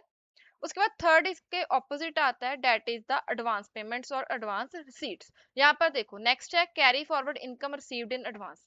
इसका क्या मतलब है कि फ्यूचर की कोई इनकम थी, वो आपको एडवांस में करंट ईयर में रिसीव हो गई है, ठीक है। तो हम क्या करेंगे, जो आपको एडवांस में रिसीव हुआ उतने को हम क्या करते हैं, माइनस करते हैं। यहाँ पर माइनस क्यों किया, बिकॉज जो हम पी एंड एल बनाते हैं वो हम सिर्फ करंट पीरियड का ही बनाते हैं, तो करंट ईयर के जो इनकम्स एंड एक्सपेंसेस है यहाँ पर वही शो होंगे। अगर फ्यूचर का कोई इनकम हमारे करंट ईयर में इंक्लूडेड है तो उसको हम क्या करते हैं, माइनस कर देते हैं। एंड बिकॉज हमें एडवांस में इनकम रिसीव हुई है, तो अभी हमारे पास क्या हो गया, हमारी एक लाइबिलिटी बन गई कि हमने उस पर्सन को गुड्स और सर्विसेज देनी है जिसके अगेंस्ट उसने पेमेंट की है। तो हमारी रिस्पॉन्सिबिलिटी बन गई है कि हमने उसको टाइमली डिलीवर करना है। तो इसकी वजह से जो एडवांस में पेमेंट आती है उसको हम क्या करते हैं, एज अ लाइबिलिटी रिकॉर्ड करते हैं। डन। एंड सिमिलरली हमारे पास फोर्थ कैटेगरी आती है, that is a carry forward of the payment made in advance. Means जैसे आपके पास किसी की इनकम एडवांस में आ गई, वैसे ही हो सकता है कि आपने किसी और को अपनी पेमेंट एडवांस में कर दी हो। मीन्स कोई एक्सपेंस था, जैसे आपने रेंट एडवांस में पे कर दिया फ्यूचर का, तो वहां पर क्या होगा, जो प्रीपेड रेंट है उसको आप क्या करोगे, माइनस कर दोगे। जितना आपने फ्यूचर का रेंट करंट ईयर में पे किया है उतनी अमाउंट को आप क्या करोगे, माइनस करोगे, बिकॉज अगेन जो पी एंड एल है वो आपका करंट पीरियड का ही होता है। तो करंट ईयर के जो भी इनकम्स एंड एक्सपेंसेस है हमने वहां पर वही रिकॉर्ड करने हैं। अगर करंट ईयर का कोई एक्सपेंस है ऐसा जो आपने पे नहीं किया तो उसको हमने ऐड कर दिया। तो इसी तरह अगर करंट ईयर का कोई एक्सपेंस नहीं है बट वो ऑलरेडी एडेड है हमारी पेमेंट में, तो उसको हम क्या कर देंगे, माइनस कर देंगे। एंड बिकॉज हमने प्रीपेड एक्सपेंस किया है, प्रीपेड एक्सपेंस हमारे पास अभी एक तरह से राइट आ गया कि हम उस पर्टिकुलर रेंट का जो सर्विसेज है वो हम रिसीव कर सकते हैं विदाउट एनी फर्दर पेमेंट, तो उस केस में वो हमारे लिए एक एसेट बन जाता है, ठीक है। तो यहाँ पर ना फर्स्ट ऑफ ऑल इन चारों केसेस का हम एक क्रक्स निकालते हैं। आपके पास फर्स्ट ऑफ ऑल जो आइटम्स है वो दो तरह के हो सकते हैं, first one is expenses, second one is incomes. P and L के केस में, ठीक है, आपके पास पी एंड एल के केस में दो चीजें होती हैं, first one is expenses and second one is incomes. अभी एक्सपेंसेस के केस में भी आपके पास फर्दर दो कैटेगरीज हो सकती हैं, या तो आपका आउटस्टैंडिंग हो सकता है या फिर आपका प्रीपेड हो सकता है। आउटस्टैंडिंग का मतलब कि आपने पे नहीं किया, जो करंट ईयर का एक्सपेंस है वो आपने पे नहीं किया। एंड प्रीपेड का मतलब है कि फ्यूचर का एक्सपेंस आपने एडवांस में पे कर दिया, ठीक है। अगर आपका करंट ईयर का एक्सपेंस आपने पे नहीं किया तो आप क्या करोगे, उसको एक्सपेंस में ऐड कर दोगे। एंड सेकेंडली बिकॉज आपने पे नहीं किया, आपकी लाइबिलिटी बनती है, इसलिए आप उसको क्या करोगे, एज अ लाइबिलिटी रिकॉर्ड करोगे, ठीक है। सिमिलरली इसके ऑपोजिट होने वाला है कि प्रीपेड एक्सपेंस है। प्रीपेड एक्सपेंस का मतलब क्या है कि फ्यूचर का एक्सपेंस आपने करंट ईयर में पे कर दिया, तो करंट ईयर के एक्सपेंस में अगर आपकी पेमेंट टोटल दी गई है तो आप उस एक्सपेंस को क्या करते हो, माइनस करते हो। बिकॉज आपने एडवांस में पेमेंट कर दी है तो इस वजह से आपके लिए वो क्या बन जाती है, कि एसेट बन जाती है। Done. Now in case of incomes, income के केस में भी अगेन आपके पास दो केसेस होते हैं। फर्स्ट वन इज आपका इनकम अक्रू हो चुका है। अक्रूड इनकम का मतलब क्या है, वही सेम चीज आपकी आउटस्टैंडिंग इनकम है, मतलब कि आपको इनकम रिसीव होनी थी बट नहीं हुई है। जो इनकम आपको रिसीव नहीं हुई है उसको आप क्या करते हो, इनकम में ऐड करते हो। बिकॉज आपके लिए वो इनकम है जो आपको फ्यूचर में रिसीव होने के चांसेस है, तो this is your asset. And इसके ऑपोजिट क्या है, आपकी प्रीपेड इनकम है, मतलब कि किसी पर्सन ने आपको फ्यूचर की इनकम एडवांस में दे दी है, तो आप क्या करोगे, इसको इनकम में से माइनस करोगे। बिकॉज आपके पास एडवांस में पेमेंट आ चुकी है, अभी आपकी लाइबिलिटी बनती है, आपकी रिस्पॉन्सिबिलिटी बनती है, तो इसलिए आप इसको क्या करोगे, एज अ लाइबिलिटी रिकॉर्ड करोगे। तो this is a crux of 1 to 4 point. जो फर्स्ट 4 पॉइंट हमने डिस्कस किया ना, उसका ये क्रक्स है कि आपने कैसे कौन सी इनकम और एक्सपेंस को ट्रीट करना है। डन। इसको आप अपनी नोटबुक में लिख कर भी रख सकते हो फॉर क्विक रेफरेंस के लिए, ठीक है। अभी हम स्टार्ट करते हैं next point, that is adjustment of inventory of material in hand. जैसे आप एक नॉर्मल इन्वेंट्री को ट्रीट करते हो ना, वैसे ही यहाँ पर क्या की जाता है, इन्वेंट्री ऑफ मटेरियल की एडजस्टमेंट की जाती है। इसको समझो। जैसे अभी हम ना यहाँ पर पहले तो ये चीज समझो कि यहाँ पर मटेरियल किस चीज की बात कर रहे हैं। जैसे लेट्स सपोज कि आपके पास क्या है, रेडीमेड गारमेंट का शोरूम है, ठीक है। रेडीमेड गारमेंट्स का आपका शोरूम है। तो उस शोरूम में जो आप गुड्स परचेज कर रहे हो, जिसको आप फर्दर सेल करने वाले हो, उनका अगर आप स्टॉक बल्क में परचेज करते हो एंड उसको आप सेल कर रहे हो, then that is your trading account part. वो वहां पर हम क्या, कहाँ पर ट्रीट करते हैं, हम ट्रेडिंग अकाउंट में उस चीज को ट्रीट करते हैं। बट उसके बिना अगर आपने कोई भी और आइटम का बल्क में परचेज करके अपने पास रख लिया, लाइक आपने स्टेशनरी आइटम्स को अपने पास बल्क में परचेज करके रख लिया, अभी आपको नेक्स्ट 5 इयर्स तक 10 इयर्स तक स्टेशनरी को परचेज करने की जरूरत ही नहीं है, तो उस केस में वो क्या हो जाएगा, वो आपके लिए एक मटेरियल का इन्वेंटरी बन जाएगा, जिसको आप फर्दर सेल करने के लिए नहीं आपने परचेज किया, आपने उसको परचेज किया अपने बिजनेस में यूज करने के लिए, ठीक है। देन उस केस में क्या करते हैं, हम करंट ईयर का अपना एक्सपेंस कैसे निकालते हैं, देखो। लेट्स सपोज यहाँ पर उन्होंने बोला कि आपके पास ओपनिंग स्टॉक है स्टेशनरी का 15,000 का। मीन्स साल के स्टार्टिंग में जब आपने साल का स्टार्टिंग का एंट्रीज डालनी शुरू की, तब आपके पास 15,000 का स्टॉक पड़ा था स्टेशनरी का। ड्यूरिंग द ईयर आपने कुछ डायरेक्ट एक्सपेंसेस किए हैं, दैट इज 1700 के। एंड एट द एंड आपको दिया गया है क्लोजिंग स्टॉक, दैट इज 5000 का। अभी पहली बात तो क्लोजिंग स्टॉक है, तो ये जो बैलेंस शीट का पार्ट तो बनने ही वाला है, आपका स्टेशनरी का क्लोजिंग स्टॉक है, आपका ट्रेडिंग गुड्स का क्लोजिंग स्टॉक है, किस चीज का क्लोजिंग स्टॉक है वो मैटर नहीं करता। आपका स्टॉक है, इसका मतलब क्या है कि आपके पास राइट है, आप उस पर्टिकुलर चीज को अपने बेनिफिट के लिए यूज कर सकते हो।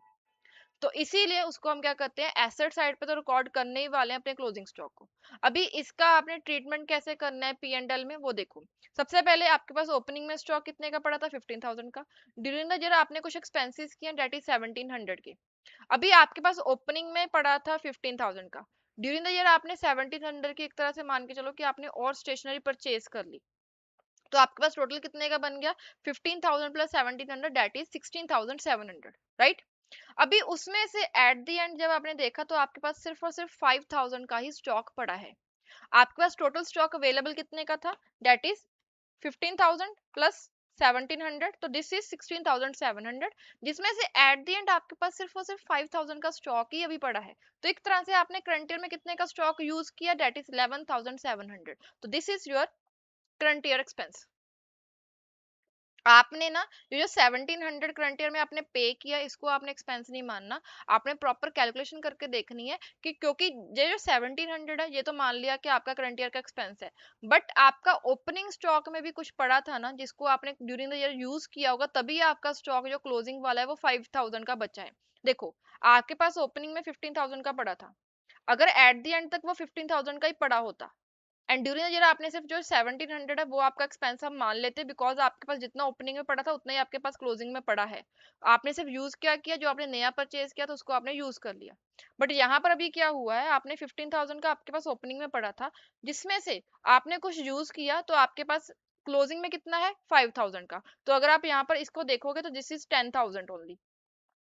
बट ड्यूरिंग द ईयर भी आपने कुछ परचेज किया था तो that will be added, that is 1700। तो आपके पास ओवरऑल 11,700 का स्टॉक जो है वो आपने यूज किया है, बिकॉज कुछ आपने ओपनिंग वाला यूज कर लिया, कुछ आपने क्या किया नए वाला यूज कर लिया। ठीक है, तो ऐसे आपने क्या करना है, अगर आपको किसी भी आइटम की किसी भी मटेरियल की आपको इन्वेंट्री दी गई है, ओपनिंग इतना है, परचेज इतनी की है, क्लोजिंग इतना के, तो आपने ऐसे P&L में इसको कैलकुलेट करके लिखना है। बट अगर आपकी वो स्टॉक आइटम है, स्टॉक आइटम का मतलब कि जिस चीज में आप ट्रेडिंग कर रहे हो, जैसे आपने गारमेंट की ट्रेडिंग कर रहे हो, जब आप फर्नीचर की ट्रेडिंग कर रहे हो, जिस चीज की आप ट्रेडिंग कर रहे हो उस चीज की अगर आपकी बात की गई है, then that is the part of the trading account. Otherwise जो आपके बाकी मटेरियल का अगर आपको स्टॉक दिया गया तो उसको आपने P&L में ऐसे ट्रीट करना है। एंड सेकेंडली जो क्लोजिंग स्टॉक है वो आपको हमेशा ही क्या दिया जाएगा, वो आपको हमेशा ही एडजस्टमेंट में दिया जाएगा। तो आपने यहाँ पर उसको माइनस करना है एंड यहाँ पर आपने उसको क्या कर देना है, एज एन एसेट रिकॉर्ड करना है। डन। अभी नेक्स्ट हमारे पास आता है provision for bad and doubtful debt. ठीक है, यहाँ पर एक ये टॉपिक है, एक आपने ना ऊपर हैश मार्क किया था जो एंट्रीज को, वहां पर आपके पास एक टॉपिक था, उसको भी हम यहाँ पर ही डिस्कस करने वाले हैं। यहाँ पर आपके पास एक टॉपिक है that is a bad debt. इन दोनों टॉपिक्स में आपस में रिलेशन है, इसलिए मैंने इसको यहाँ पर डिस्कस नहीं किया। आप इन दोनों टॉपिक्स को भी अच्छे से समझ लेना, बिकॉज यहाँ पर ना स्टूडेंट्स हमेशा कंफ्यूज रहते हैं कि कैसे इसको ट्रीट करना है। तो इसको हम स्टार्ट करते हैं।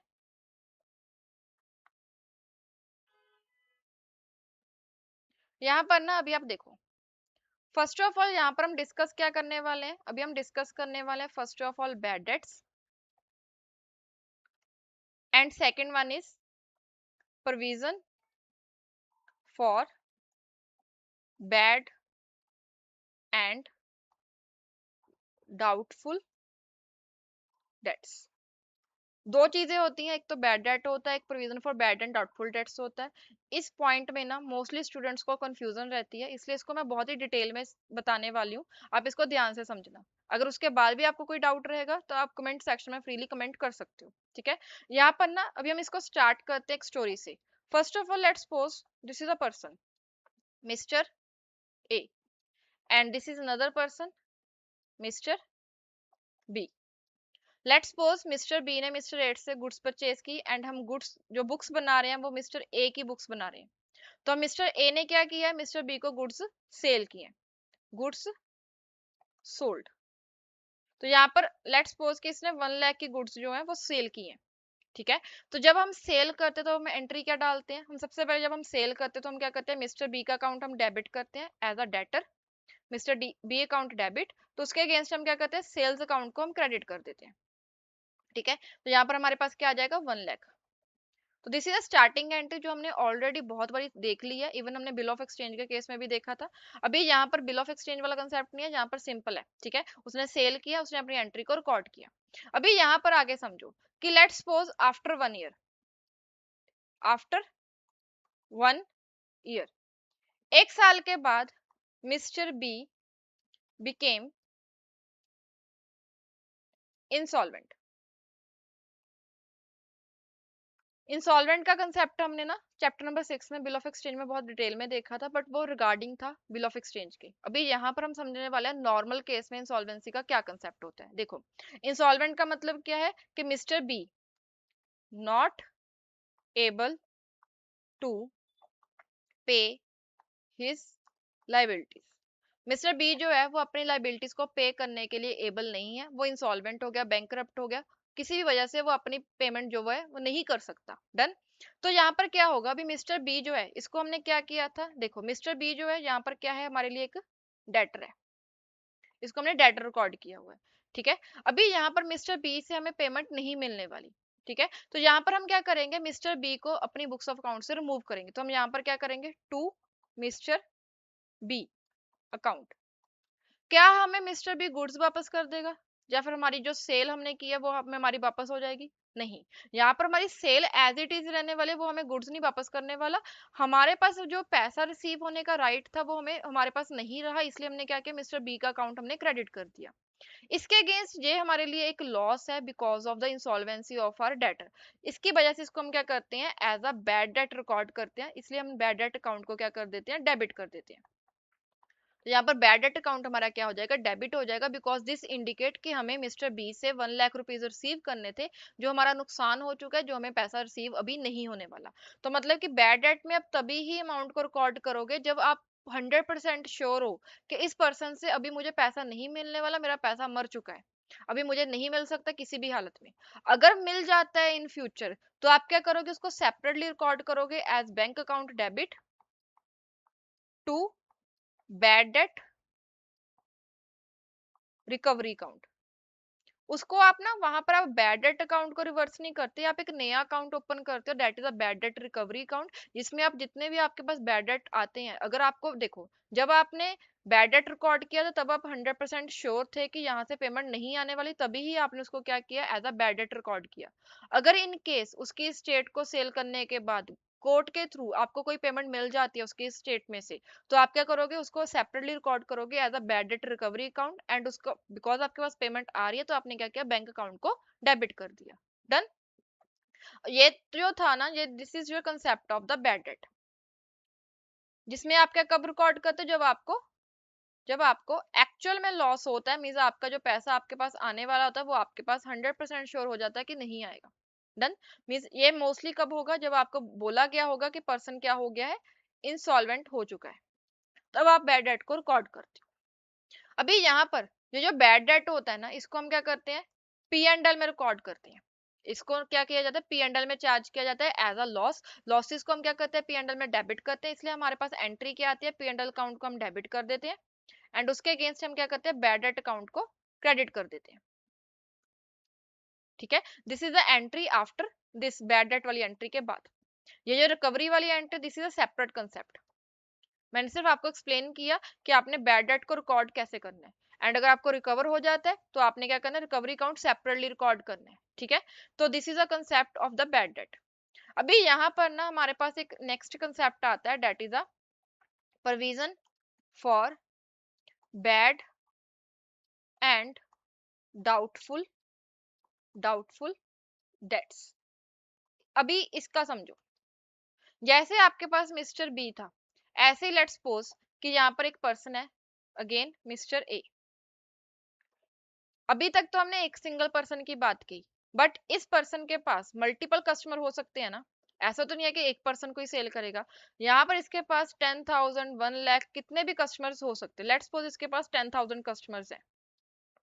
ठीक है, एंड उन कस्टमर से, ये जो 10,000 कस्टमर्स है ना, इन कस्टमर से ओवरऑल इसने 20 लाख रुपीज रिसीव करने हैं, इसके पास राइट है। मीन्स ये सारे के सारे इसके क्या बन गए हैं, डेटर्स बन गए, इन लोगों को इसने सेल किया है। तो जब इसने जिसको सेल किया होगा, इसने अपनी सेल की एंट्री रिकॉर्ड की होगी। ठीक है, तो इसके पास इन बैलेंस कितने के ट्रेड रिसीवेबल है, दैट इज 20 लाख। डन। अभी लेट्स सपोज ये एक्सपेक्ट कर रहे हैं, यहाँ पर क्या है, एक्चुअल में लॉस नहीं हुआ, मीन्स इसका जो पास्ट एक्सपीरियंस है, पास्ट एक्सपीरियंस के अकॉर्डिंग इसको पता है कि मुझे इसमें से 5% लोग तो पे नहीं करने वाले। मीन्स ये जो 20 लाख है, ये मुझे 20 का 20 लाख नहीं मिलेगा, इसमें से कुछ लोग ऐसे होंगे जो मेरे से पैसा, मुझे पैसा नहीं देंगे, या फिर मेरे से माल परचेज करके ले तो गए, बट मुझे उनकी इंटेंशन नहीं है मुझे पे करने की। तो यहाँ पर ये जो 20 लाख है ना, इसमें से वो एक्सपेक्ट कर रहा है कि उसको 5% का जो है वो लॉस होने वाला है। इसी के लिए वो क्या करता है, एक प्रोविजन क्रिएट करता है। ठीक है, प्रोविजन फॉर बैड और डाउटफुल डेट, इसको बैड एंड डाउटफुल डेट भी बोल सकते हैं, इसको प्रोविजन फॉर डाउटफुल डेट भी बोला जाता है। ठीक है, तो ये 5% है, ये बेसिकली क्या है, this is your expected loss, के फ्यूचर में हो सकता है कि इसमें से 5% लोग ऐसे हों जो मुझे पेमेंट नहीं करेंगे। तो यहाँ पर ये जो 5% है, अगर आप 20 लाख का 5% करते हो, तो दिस इज 1 लाख रुपीज।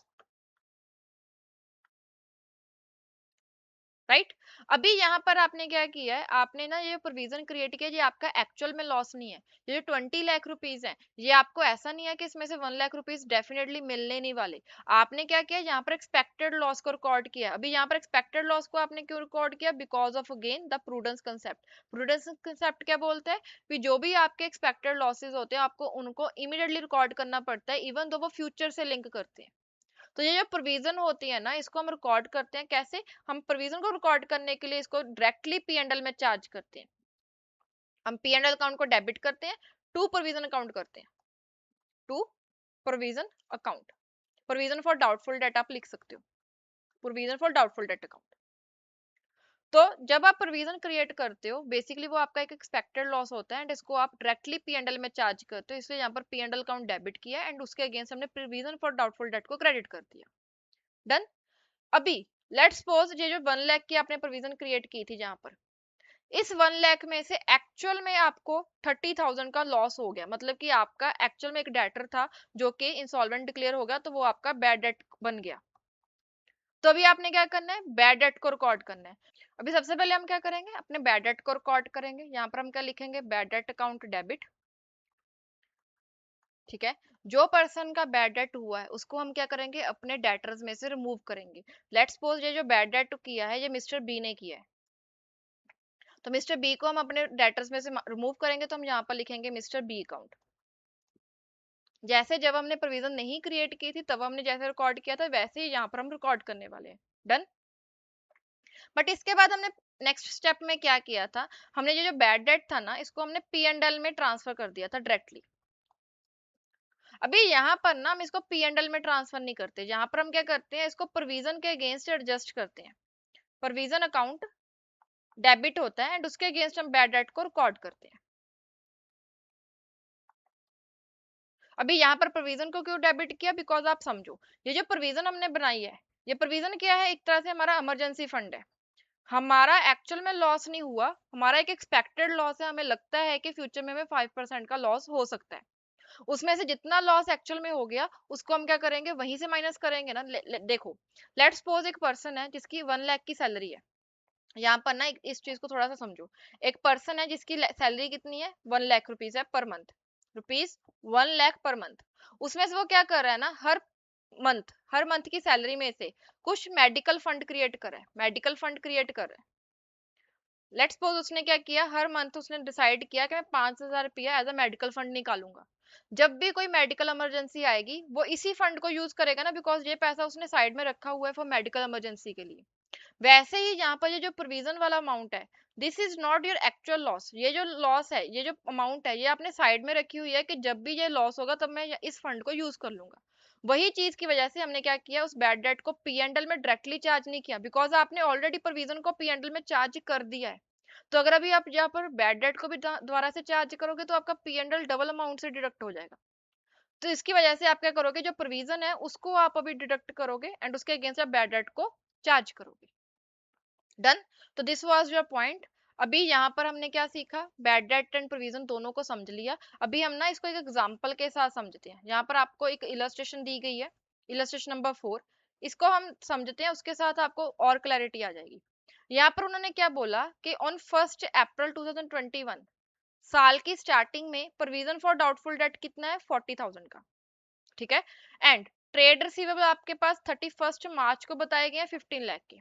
तो यहाँ पर अभी हम ना इसको थोड़ा सा डिस्कस करते हैं। आपके पास है illustration number, this is illustration number 4। यहाँ पर आपके पास दिया गया, सबसे पहले प्रोविजन दी गई है। प्रोविजन हमारे पास है ₹40,000। And secondly, this is on 1 April 2021। On 31 March 2022 को आपके पास ट्रेड रिसीवेबल दिए गए हैं, दैट इज डेटर, जिनसे आपने पैसा रिसीव करना है, कितना, 15 लाख का। ठीक है। यहाँ पर अभी हमारे पास नेक्स्ट क्या है, बैड डेट्स का टोटल दिया गया है कि टोटल बैड डेट आपके कितने हुए हैं इस साल में, डेट इज 1 लाख रुपीज। ठीक है। यहाँ पर आपके पास बैड डेट दिए गए हैं, बैड डेट है ₹1 लाख। डन। उसके बाद नेक्स्ट अमाउंट उन्होंने क्या बोला, नेक्स्ट उन्होंने बोला it is required to write off the bad debt. Bad debt को राइट ऑफ करने का मतलब क्या है कि आपके बैड डेट अभी आपको पता चल गए हैं, आपने उनको क्या करना है अपनी बुक्स ऑफ अकाउंट में रिकॉर्ड करना है। तो जिन लोगों से आपने पैसा रिसीव करना था 1 लाख रुपीज, उन्होंने आपको पे नहीं करना, तो आप क्या करोगे उतने से अपने ट्रेड रिसीवेबल को माइनस कर दोगे। एंड सेकेंड उन्होंने बोला कि आपने प्रोविजन क्रिएट करनी है equal to 5% of the trade receivable balance.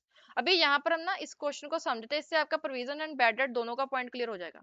पहली चीज तो आपका बैड डेट हुआ है, तो आप क्या करोगे बैड डेट को रिकॉर्ड करोगे। फर्स्ट पॉइंट मैं इसको जर्नल एंट्री से एक्सप्लेन कर रही हूँ, उसके बाद हम क्वेश्चन को भी देखेंगे कि उसमें उन्होंने कैसे किया है।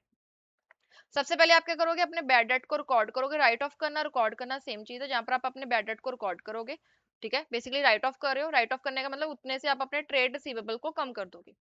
तो आप यहाँ पर क्या एंट्री डालोगे, 1 लाख से आपका बैड डेट हुआ है, तो आप बैड डेट को डेबिट कर दोगे एंड उसके अगेंस्ट ट्रेड रिसीवेबल को क्रेडिट कर दोगे।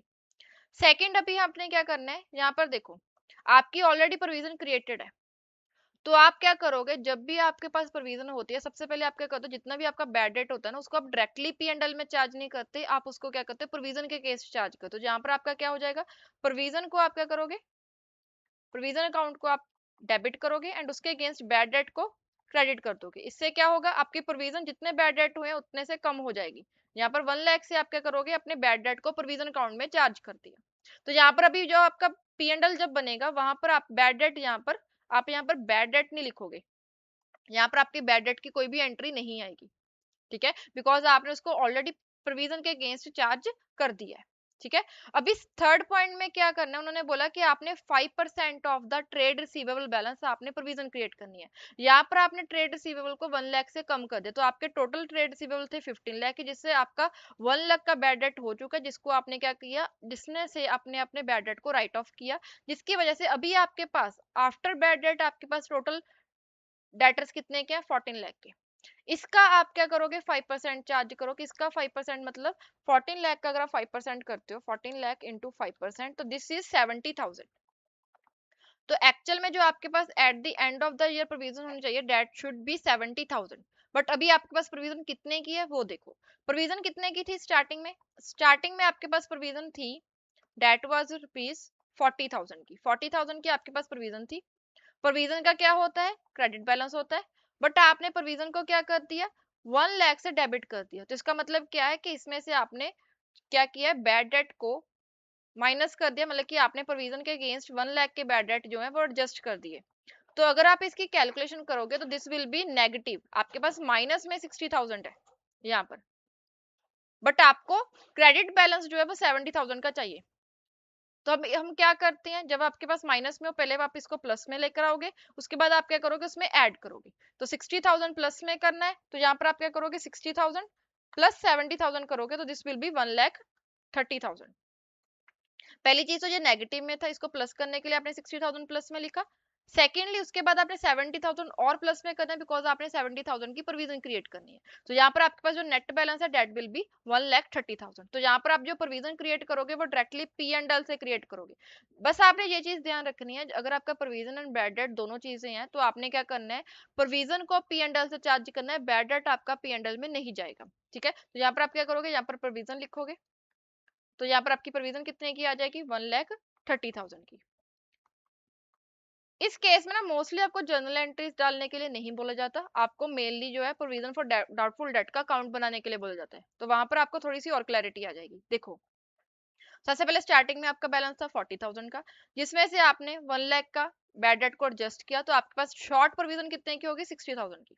आपने प्रोविजन क्रिएट कितने कितने की करने, 70,000 की, तो दोनों का प्लस करोगे देन दैट विल बी 1,30,000। इसका सेकंड वे क्या है, देखो स्टार्टिंग में पहली बात तो प्रोविजन फॉर जो डाउटफुल डेट है प्रोविजन है, इसका क्या होता है, हमारे पास क्रेडिट बैलेंस होता है। जब आप फर्स्ट एंट्री को देखोगे तो फर्स्ट एंट्री क्या डलती है, P and L account debit to provision. तो प्रोविजन का क्या होता है, क्रेडिट बैलेंस होता है। तो क्रेडिट बैलेंस से हम स्टार्टिंग करेंगे। उसके बाद आपने करंट ईयर में क्या किया, बैड डेट को एडजस्ट किया है against the provision for 1 lakh. तो आपको एंट्री याद होगी, यहाँ पर हमने एंट्री डाली थी, यहाँ पर अगर आपको याद होगा this is your entry number 2।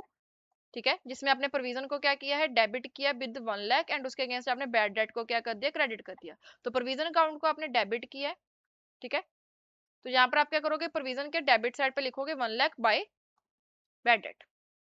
उसके बाद आपके पास क्लोजिंग में उन्होंने बोला कि आपने 5% of the trade receivable balance का आपने 5% as a closing balance provision आपकी होनी चाहिए। तो दिस इज अ प्रोविजन जो आपकी होनी चाहिए 70,000 की। आपके पास ओपनिंग में इतना था, ड्यूरिंग द ईयर आपने इतनी प्रोविजन को यूज किया, इतना आपके पास क्लोजिंग है। तो इसका मतलब क्या है कि ये जो प्रोविजन है, दिस इज योर प्रोविजन जो आप पी एंड एल में चार्ज करोगे, this is a provision that you will create to maintain the balance of 70,000। तो यहाँ पर आप क्या करोगे, 1,30,000 का जो आपकी बैलेंसिंग फिगर है, दैट इज योर प्रोविजन जो आप क्या करोगे, पी एंड एल में डालोगे। तो this is a concept of bad debt and doubtful debt. अगर कोई भी डाउट है तो please comment in the comment section, but mainly मैंने आपको ना यहाँ पर बहुत ही डिटेल में डिस्कस किया। इसके बिना आपके पास ऊपर जो टॉपिक था डेट वाज बैड डेट वाला कंसेप्ट था, उसमें भी हमने यही चीजों को डिस्कस किया था। यहाँ पर देखो, यहाँ पर इन्होंने यही चीजें दी हुई हैं। सबसे पहले उन्होंने क्या बोला कि आपने जब भी आपके पास बैड डेट आते हैं तो आपने बैड डेट अकाउंट को डेबिट करना है, जिस पर्सन के बैड डेट है उस पर्सन को आपने क्रेडिट करना है। अगर आपको डायरेक्टली नहीं गिवन के किस पर्सन के, तो आप सिंपली क्या करोगे, डेटर अकाउंट या फिर ट्रेड रिसीवेबल अकाउंट को आप क्या कर दोगे, क्रेडिट कर दोगे। This is a must entry. ये एंट्री तो आपकी आने ही वाली है, आपके पास प्रोविजन है, आपके पास प्रोविजन नहीं है, ये एंट्री तो आने वाली है। उसके बाद सेकंड जो एंट्री है, this is the optional entry. मतलब अगर आपके पास प्रोविजन अकाउंट नहीं है तो आप डायरेक्टली बैड डेट को क्या करोगे, पी एंड एल में चार्ज कर दोगे। पी एंड एल अकाउंट को आप डेबिट करोगे, इसका मतलब क्या है, पी एंड एल के डेबिट साइड में आप क्या करोगे, बैड डेट को लिखोगे। अगर आपके पास प्रोविजन है तो आप क्या करोगे, पी एंड एल में डायरेक्टली चार्ज नहीं करोगे, आप प्रोविजन अकाउंट में बैड डेट को चार्ज करोगे। यहाँ पर बैड डेट जो आपका क्रेडिट होने ही वाला है, बैड डेट को आप एज इट इज नहीं रख सकते, उसको या तो आप पी एंड एल में डालोगे या फिर आप प्रोविजन अकाउंट में डालोगे। ठीक है, अगर पी एंड एल में जाएगा तो पी एंड एल का डेबिट साइड पे आ जाएगा, अगर प्रोविजन अकाउंट में जाएगा तो प्रोविजन अकाउंट के डेबिट साइड पे आ जाएगा। एंड उसके बाद अगर आपको रिकवर होता है तो आपने बैड डेट रिकवर्ड अकाउंट को रिकॉर्ड करना है। यहाँ पर आपकी एक एंट्री आएगी बैंक अकाउंट डेबिट की। फर्स्ट ऑफ ऑल आप बैड डेट को रिसीव करोगे to bad debt recover account, उसके बैड डेट रिकवर अकाउंट को आप क्या करोगे, पी एंड एल में डाल दोगे। तो these are the all entries जो आपने ध्यान में रखनी है। डन। अभी यहाँ पर आपका ये जो प्रोविजन वाला कंसेप्ट है एंड बैड डेट वाला कंसेप्ट है, इसको आप ट्रिपल स्टार मार्क कर लेना, बिकॉज आपको किसी भी क्वेश्चन में, अगर आपको एग्जाम में क्वेश्चन आएगा regarding the final accounts of the sole proprietor, even जो आगे वाले चैप्टर्स है ना, उसमें भी ये प्रोविजन एंड बैड डेट वाला कंसेप्ट जो है वो आने ही वाला है। तो आप इसको अच्छे से समझ लेना यहीं पर, ताकि आपको बाद में कोई कंफ्यूजन ना रहे। इसके बाद हमारे पास नेक्स्ट आता है, next point is provision for discount. अभी इस कंसेप्ट को समझो। जैसे अभी हमने क्या किया कि हमें लगा कि 5% लोग जो है वो हमें पेमेंट नहीं करेंगे, उनके लिए हमने एक प्रोविजन क्रिएट कर दी कि ये पर्सन जो है 5% लोग ऐसे हैं जो मुझे पेमेंट नहीं करेंगे, मैं एक्सपेक्ट कर रहा हूँ, that is your expected loss. Done. अभी उसमें से हो सकता है कि बहुत सारे लोग ऐसे भी हो जिनसे आप एक्सपेक्ट कर रहे हो कि ये तो हमें एडवांस में ही पेमेंट कर देंगे, तो उसको मुझे क्या करना पड़ेगा, डिस्काउंट देना पड़ेगा। तो that is your concept of the provision for discount. Means आप कितने लोगों से एक्सपेक्ट कर रहे हो कि वो आपको एडवांस में पेमेंट कर देंगे, एंड उतने ऊपर आप क्या करोगे कि डिस्काउंट की प्रोविजन भी क्रिएट कर लोगे कि ये लोग मुझे एडवांस में पेमेंट करेंगे तो मुझे इनको क्या करना पड़ेगा, कुछ डिस्काउंट देना पड़ेगा। तो this is your provision for discount. ये मेनली क्रिएट की जाती है on the good debtors only, मतलब कि जिन डेटर्स से आप एक्सपेक्ट कर रहे हो कि मुझे ये पैसा देंगे। एंड इसको कैलकुलेट करने के टाइम आपने क्या करना होता है, जो आपकी बैड डेट वाली प्रोविजन है उसको आपने माइनस करने के बाद इसको डालना होता है। जैसे यहाँ पर एग्जांपल दिया कि ट्रेड रिसीवेबल आपके पास 5,20,000 के हैं, तो आपने यहाँ पर 5,20,000 लिखा, उसमें से प्रोविजन फॉर बैड डेट आपके पास है 1,20,000 की, तो आपने 1,20,000 फर्स्ट ऑफ ऑल यहाँ से माइनस करना है। तो अगर आप यहाँ पर इसका निकालोगे तो दिस विल बी 4 लाख। अभी उन्होंने क्या बोला कि 10% क्या करने हैं, आपने प्रोविजन क्रिएट करनी है फॉर द डिस्काउंट, तो आप 4 लाख का 10% करोगे। यहाँ पर आपने 5,20,000 का 10% नहीं करना। आपने जितने आपके पास आफ्टर प्रोविजन, जितने आपके पास बैड डेट निकालने के बाद डेटर्स बचे हैं, that is your good debtors, उसके ऊपर ही आपने ये डिस्काउंट वाली प्रोविजन जो है वो कैलकुलेट करनी है। ठीक है, अगर आप इसके ऊपर ही कैलकुलेट कर लेते हो तो इसका मतलब तो ये हुआ ना कि आप सोच रहे हो कि 10% लोग नहीं देंगे, 5% लोग देंगे। आप सेम अमाउंट के ऊपर डिस्काउंट भी दे रहे हो, सेम अमाउंट के ऊपर आप बैड डेट भी रिकॉर्ड कर रहे हो। तो इसीलिए फर्स्ट ऑफ ऑल आप बैड डेट को रिमूव करते हो, एंड उसके बाद जो गुड डेटर्स बचते हैं उसी का ही आप जो है प्रोविजन फॉर डिस्काउंट कैलकुलेट करते हो। डन।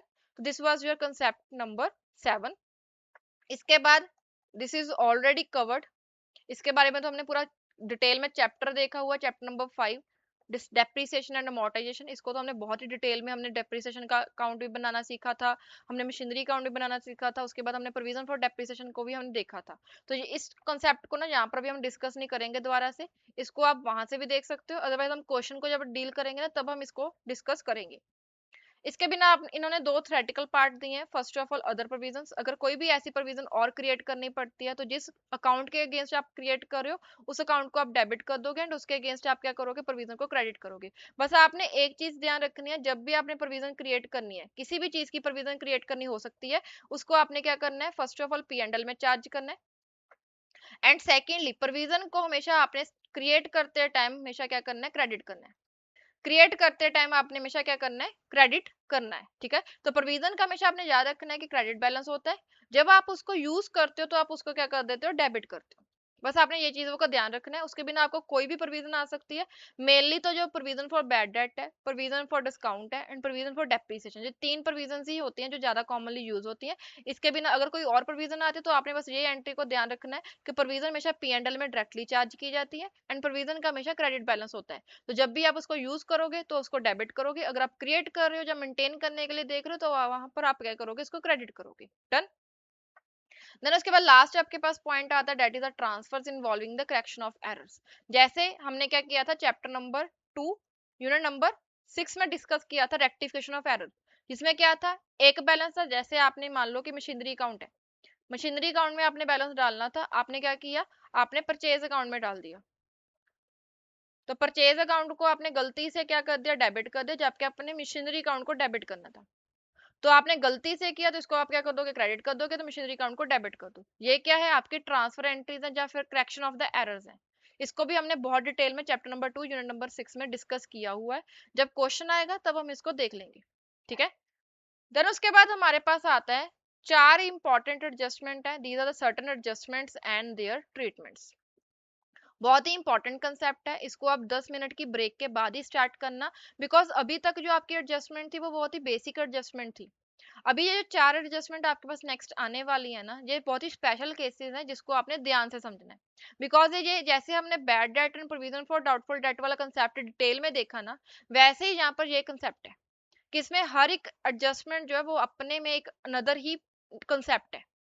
ठीक है, तो इसको हम थोड़ा सा ब्रेक के बाद स्टार्ट करेंगे, 10 मिनट की ब्रेक ले लेना, उसके बाद ही इसको कंटिन्यू करना। डन।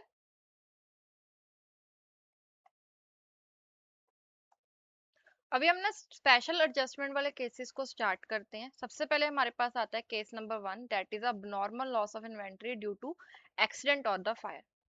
फर्स्ट ऑफ ऑल हमारे पास केस नंबर 1 है, this is a special adjustments, special adjustments, this is number 1। ठीक है, फर्स्ट ऑफ ऑल हमारे पास है लॉस ऑफ स्टॉक। ठीक है, तो फर्स्ट ऑफ ऑल हमारे पास क्या था, दैट इज abnormal लॉस हुआ है इन्वेंट्री का ड्यू टू एक्सीडेंट और फायर के वजह से। अभी यहाँ पर ना हम एग्जांपल लेते हैं। लेट्स सपोज हम यहाँ पर ना एक एग्जांपल लेते हैं, यहाँ पर आप ना इसकी एग्जांपल लिखो। ठीक है, यहाँ पर आपके पास एग्जांपल लेते हैं। First of all let's suppose आपके गोडाउन में ना स्टॉक पड़ा है, दैट इज ₹6000। 6000 का आपके गोडाउन में स्टॉक पड़ा था, जिसको जो कि फायर की वजह से खत्म हो गया। ठीक है, कंप्लीटली डैमेज हो गया एंड उसकी वैल्यू अभी की कितनी हो गई, 0। ठीक है, जो 6000 का मटेरियल था उसकी वैल्यू कितनी हो चुकी है, 0 हो चुकी है। तो फर्स्ट ऑफ ऑल आप क्या करोगे, इस लॉस को रिकॉर्ड करोगे। कैसे लॉस को रिकॉर्ड किया जाता है, आप क्या करोगे, लॉस बाय फायर अकाउंट को आप डेबिट कर दोगे एंड इसके अगेंस्ट आप परचेजेस को क्रेडिट करोगे। ठीक है, बिकॉज जो वो स्टॉक है वो आपने परचेज में इंक्लूड किया होगा, तो उतनी वैल्यू से आप अपने परचेजेस को क्या कर दोगे, कम कर दोगे। डन। इसके बाद ये जो परचेजेस है ये तो आपके ट्रेडिंग अकाउंट में चल जाएगी, this is your trading account. ठीक है, ये ट्रेडिंग अकाउंट का पार्ट बन जाएगा। बट ये जो लॉस बाय फायर है इसको आप क्या करोगे, अपने P&L अकाउंट में डालोगे। तो यहाँ पर आपकी जो सेकंड एंट्री है regarding specifically to the loss by fire, उसको आप क्या करोगे, P&L अकाउंट में डेबिट कर दोगे। तो P&L अकाउंट आपका क्या हो जाएगा, यहाँ पर डेबिट हो जाएगा एंड उसके अगेंस्ट आपका लिखोगे यहाँ पर लॉस बाय फायर, कि आपको 6000 का क्या हो गया, लॉस हो गया। तो this is a complete entry कि आपको आपका स्टॉक पड़ा था जिसमें जितना डैमेज हुआ उस डैमेज को आप क्या करोगे, लॉस बाय फायर के थ्रू। यहाँ पर फायर हो सकता है, यहाँ पर एक्सीडेंट हो सकता है, यहाँ पर थेफ्ट भी हो सकती है। तो जिस रीजन की वजह से आपका लॉस हुआ है उसको आप रिकॉर्ड करोगे। फर्स्ट ऑफ ऑल परचेजेस में से उसको कम करोगे, बिकॉज उतने की परचेजेस अपनी कम हो जाएंगी। एंड सेकेंडली उसको आप क्या करोगे, P&L में ट्रांसफर कर दोगे। अभी यहाँ पर ना एक और कंसेप्ट आता है, that is the insurance claim. Insurance insurance claim. Let's suppose आपके पास इंश्योरेंस थी उस स्टॉक की, उसमें से कंपनी ने बोला कि हम आपको 4500 का जो है वो क्लेम दे देंगे। आपका जितना भी स्टॉक लॉस हुआ है ना उसमें से 4500 का आपको क्लेम मिल जाएगा। तो एक्चुअल में आपको लॉस कितने का हुआ है, आपका जो नुकसान था वो 6000 के स्टॉक का था। उसमें से आपका 4500 का जो स्टॉक है उसके अगेंस्ट आपको क्लेम मिल रहा है, तो आपको जो एक्चुअल में लॉस हुआ है वो सिर्फ और सिर्फ 1500 का ही हुआ है। बट आपका स्टॉक तो 6000 का गया है ना, तो इसलिए जो फर्स्ट एंट्री रहने वाली that will remain the same कि आपका लॉस हुआ है बाय द फायर अकाउंट, इसको हम डेबिट कर देंगे। एंड इसके अगेंस्ट आप क्या करोगे, अपनी परचेजेस को क्रेडिट कर दोगे। पहली चीज तो ये तो सेम रहने वाला है, आपका 6000 की ही एंट्री रहने वाली है, बिकॉज एट द एंड आपका जो स्टॉक है परचेजेस में से उतने का ही माइनस होगा जितना आपका नुकसान हुआ है। अभी ये जो नुकसान हुआ है ना इसको क्या करोगे, आप दो पार्ट्स में डिवाइड कर दोगे। जितना पैसा आपको इंश्योरेंस कंपनी से मिलने वाला है उस अमाउंट को आप क्या करोगे, डेबिट कर दोगे। जो पैसा आपको नहीं मिलने वाला वो आपका प्योरली लॉस है, उसको आप P&L पे चार्ज कर दोगे। एंड उसके अगेंस्ट आप अपना लॉस बाय फायर को क्या कर दोगे, अकाउंट को क्लोज कर दोगे। तो यहाँ पर आपका लॉस बाय फायर 6000 का हुआ था, जिसमें से आपको 4500 कंपनी दे देगी, तो आप उसको उतनी अमाउंट से डेबिट करोगे। जो पैसा नहीं मिलेगा वो आपका प्योर लॉस है, उसको आप P&L में चार्ज कर दोगे। इसको हमने डेबिट क्यों किया, बिकॉज ये हमारे लिए क्या बन गया, एक तरह से डेटर बन गया कि इस कंपनी से हमें 4500 रिसीव होने वाले हैं। जब आपको एक्चुअल में वो रिसीव हो जाएंगे तो आप क्या करोगे, यहाँ पर बैंक अकाउंट को डेबिट कर दोगे कि आपके पास पैसा आ गया। उसके अगेंस्ट आप जो इंश्योरेंस कंपनी का अकाउंट आपने ओपन किया था टू रिकॉर्ड द लॉस, उसको आप क्या करोगे, क्रेडिट कर दोगे। तो यहाँ पर 4500 रुपीज जितने भी पैसे आपको जब जब मिलते रहेंगे उतना आप क्या करोगे, यहाँ पर रिकॉर्ड कर लोगे। तो this is a concept number one, this is a special adjustment number one, जिसमें हमने क्या देखा कि अगर आपका स्टॉक का लॉस होता है तो आपने उतने से अपनी परचेजेस को फर्स्ट ऑफ ऑल कम करना ही करना है। उसके बाद आपको क्लेम मिल रहा है या नहीं मिल रहा, अगर आपको क्लेम मिल रहा है तो आप क्या करोगे, जितनी अमाउंट का आपको क्लेम मिल रहा है उतनी अमाउंट से आप इंश्योरेंस कंपनी को डेबिट करोगे। एंड जितना आपका प्योर लॉस हुआ उतने से आप P&L को डेबिट करोगे। बट अगर आपको क्लेम नहीं मिल रहा तो सारी की सारी अमाउंट आप क्या करोगे, P&L में डाल दोगे। डन। तो this was your special adjustment number one. उसके बाद सेकंड हमारे पास स्पेशल एडजस्टमेंट आती है, that is a goods send on approval basis. इसको तो हमने बहुत बारी डिस्कस कर लिया, बट फिर भी यहाँ पर ना फाइनल अकाउंट के व्यू पॉइंट से देखते हैं। यहाँ पर हमारे पास सेकंड पॉइंट है, that is the goods Saint on approval basis. आपको बेसिक आई थिंक यहाँ पर क्लियर होगा, बट मैं क्विकली फिर से इसको रिपीट कर देती हूँ कि goods send on approval basis क्या होता है। ठीक है, यहाँ पर लेट्स सपोज एक पर्सन है, this is a person mister A. Mister A ने क्या किया, मिस्टर बी को गुड्स सेंड किए। मिस्टर बी को गुड्स जो सेंड की गई है that is on the approval basis. इसका मतलब क्या है कि मिस्टर ए ने मिस्टर बी को 20 डेज का टाइम पीरियड दे दिया कि आप 20 डेज के विद इन डिसाइड कर लो कि आपने इन गुड्स को रखना है या वापस करना है। अगर आप इन गुड्स को रख लोगे तो मैं मान लूंगा कि आपने इन गुड्स को मेरे से परचेज कर लिया। अगर आपने रिटर्न कर दिया तो मैं इसको अपनी सेल नहीं मानूंगा। ठीक है, तो वो सेल कब मानी जाएगी, जब वो उन गुड्स को अप्रूव करेगा, या फिर आपका जो पीरियड है जिस पीरियड के लिए आपने बोला है दैट इज 20 डेज का जो पीरियड है वो क्या हो जाता है, एक्सपायर हो जाता है। उस टाइम पे हम क्या करते हैं, इस केस में उसको सेल मानते हैं, तब तक वो हमारी सेल का पार्ट नहीं होता। तो ऐसी गुड्स को क्या किया जाता है, ऐसी गुड्स को ना, जैसे अब हम ट्रेडिंग अकाउंट का आपको बेसिक पता है कि ट्रेडिंग अकाउंट आपका कैसे बनता है। ट्रेडिंग अकाउंट में जब आप सेल करते हो तो आप क्या करते हो, जहां पर आप सेल्स में उसको रिकॉर्ड करते हो बाय सेल्स, आपने इतनी अमाउंट डाल दी। ऐसे ही आप यहाँ पर क्या करते हो, अपना स्टॉक ऑन अप्रूवल को रिकॉर्ड करते हो। स्टॉक ऑन अप्रूवल मींस जो स्टॉक आपके क्लोजिंग स्टॉक में नहीं है, यहाँ पर आपके पास थर्ड पॉइंट क्लोजिंग स्टॉक आता है ना, तो जो चीज आपके क्लोजिंग स्टॉक में नहीं है वो आपने क्या किया, goods send on approval basis पर सेंड किया है, उसको आप यहाँ पर क्या करते हो, अपनी कॉस्ट पे ही रिकॉर्ड करते हो। आप अपने क्लोजिंग स्टॉक को भी कॉस्ट पे रिकॉर्ड करते हो, आप उन गुड्स को भी कॉस्ट के ऊपर ही रिकॉर्ड करते हो जो गुड्स आपने अप्रूवल बेसिस पर सेंड किए हैं। एंड इसको आप क्या करते हो, सेल वैल्यू के ऊपर रिकॉर्ड करते हो, जिसकी वजह से आपके पास एक्यूरेट प्रॉफिट आता है कि जो सेल्स आपने की है उसके ऊपर आपको एक्चुअल में प्रॉफिट कितना हुआ। डन। तो फर्स्ट ऑफ ऑल आपकी एंट्री भी यही आएगी। आपने क्या करना है, स्टॉक ऑन अप्रूवल को, स्टॉक ऑन अप्रूवल को क्या करना है, इस अकाउंट को आप डेबिट करोगे। इसके अगेंस्ट आपके ट्रेडिंग अकाउंट के वो कहां पर आ रहा है, क्रेडिट साइड पे आ रहा है ना, इसलिए हम यहाँ पर क्या करते हैं, ट्रेडिंग अकाउंट में उसको क्या कर देते हैं, ट्रेडिंग अकाउंट में हम उसको क्या करते हैं, क्रेडिट कर देते हैं। क्लियर है।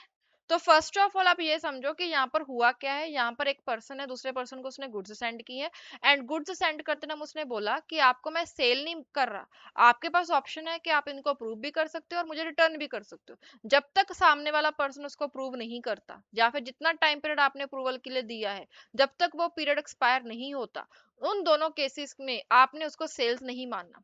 ठीक है। सेल कब माना जाएगा, जब वो अप्रूव कर देगा या फिर वो उसको, उसका टाइम पीरियड एक्सपायर हो जाएगा। तो इसलिए हम उसको सेल्स में इंक्लूड नहीं कर सकते। उसके लिए हम क्या करते हैं, एक सेपरेट अकाउंट ओपन करते हैं, that is the stock on approval. इससे हमें पता चलता है कि कितने वैल्यू की गुड्स हैं जो हमारे उन कस्टमर्स के पास पड़ी हैं जिनके पास ऑप्शन है उनको अप्रूव करने का भी एंड रिटर्न करने का भी। डन। इसकी वजह से हमने क्या किया, एक अकाउंट ओपन किया, स्टॉक ऑन अप्रूवल उसको डेबिट किया, एंड ट्रेडिंग अकाउंट में हमने सेपरेटली उसको क्रेडिट कर दिया। अभी क्वेश्चन में ना आपको कभी भी डायरेक्टली नहीं बताया जाएगा कि this is your stock on approval. वो क्या करेंगे ना, वो आपको बोलेंगे कि आपका इतने का स्टॉक जो है वो सेल वैल्यू के ऊपर सेल्स में इंक्लूडेड है। तो यहाँ पर मोस्टली क्वेश्चन को सॉल्व करते टाइम ना आपकी दो एंट्रीज होती हैं। फर्स्ट ऑफ ऑल आपको क्या करना पड़ता है, अपनी सेल्स को रिटर्न करना पड़ता है। मतलब क्या है कि यहाँ पर आपने सेल्स में उसको इंक्लूड कर दिया है, तो आप क्या करोगे, सेल्स को रिवर्स करोगे, सेल्स अकाउंट को आप डेबिट कर दोगे। एंड बिकॉज आपने जब सेल रिकॉर्ड की होगी, आपने सेल की एंट्री हम क्या करते हैं, जिस पर्सन को सेल किया होता है उसको हम डेबिट करते हैं, एंड उसके अगेंस्ट हम सेल्स को क्रेडिट करते हैं। तो हम इसी एंट्री को भी यहाँ पर क्या कर देंगे, रिवर्स कर देंगे, सेल्स को हम डेबिट कर देंगे एंड ट्रेड रिसीवेबल को हम क्या कर देंगे, क्रेडिट कर देंगे। तो जब भी आपको क्वेश्चन में, एग्जाम में कहीं पर भी ऐसा क्वेश्चन आएगा जिसमें उन्होंने बोला होगा कि गुड्स सेंड ऑन अप्रूवल इतनी है, वहां पर आपको कॉस्ट दी होगी एंड आपको सेल वैल्यू दी होगी। फर्स्ट ऑफ ऑल आपने सेल वैल्यू को क्या करना है, रिवर्स करना है। आपने अपनी सेल्स को रिवर्स करना है, अपने ट्रेड रिसीवेबल को रिवर्स करना है, बिकॉज वो आपकी सेल नहीं है। जब तक सामने वाला पर्सन उसको अप्रूव नहीं करता वो आपकी सेल नहीं है, इसलिए हम उसको क्या करेंगे, सेल में से माइनस करेंगे एंड उसको हम सेपरेटली रिकॉर्ड करेंगे as an item of stock on approval. जिसकी वजह से यहाँ पर इसको हम क्या करेंगे, कॉस्ट के ऊपर रिकॉर्ड करेंगे।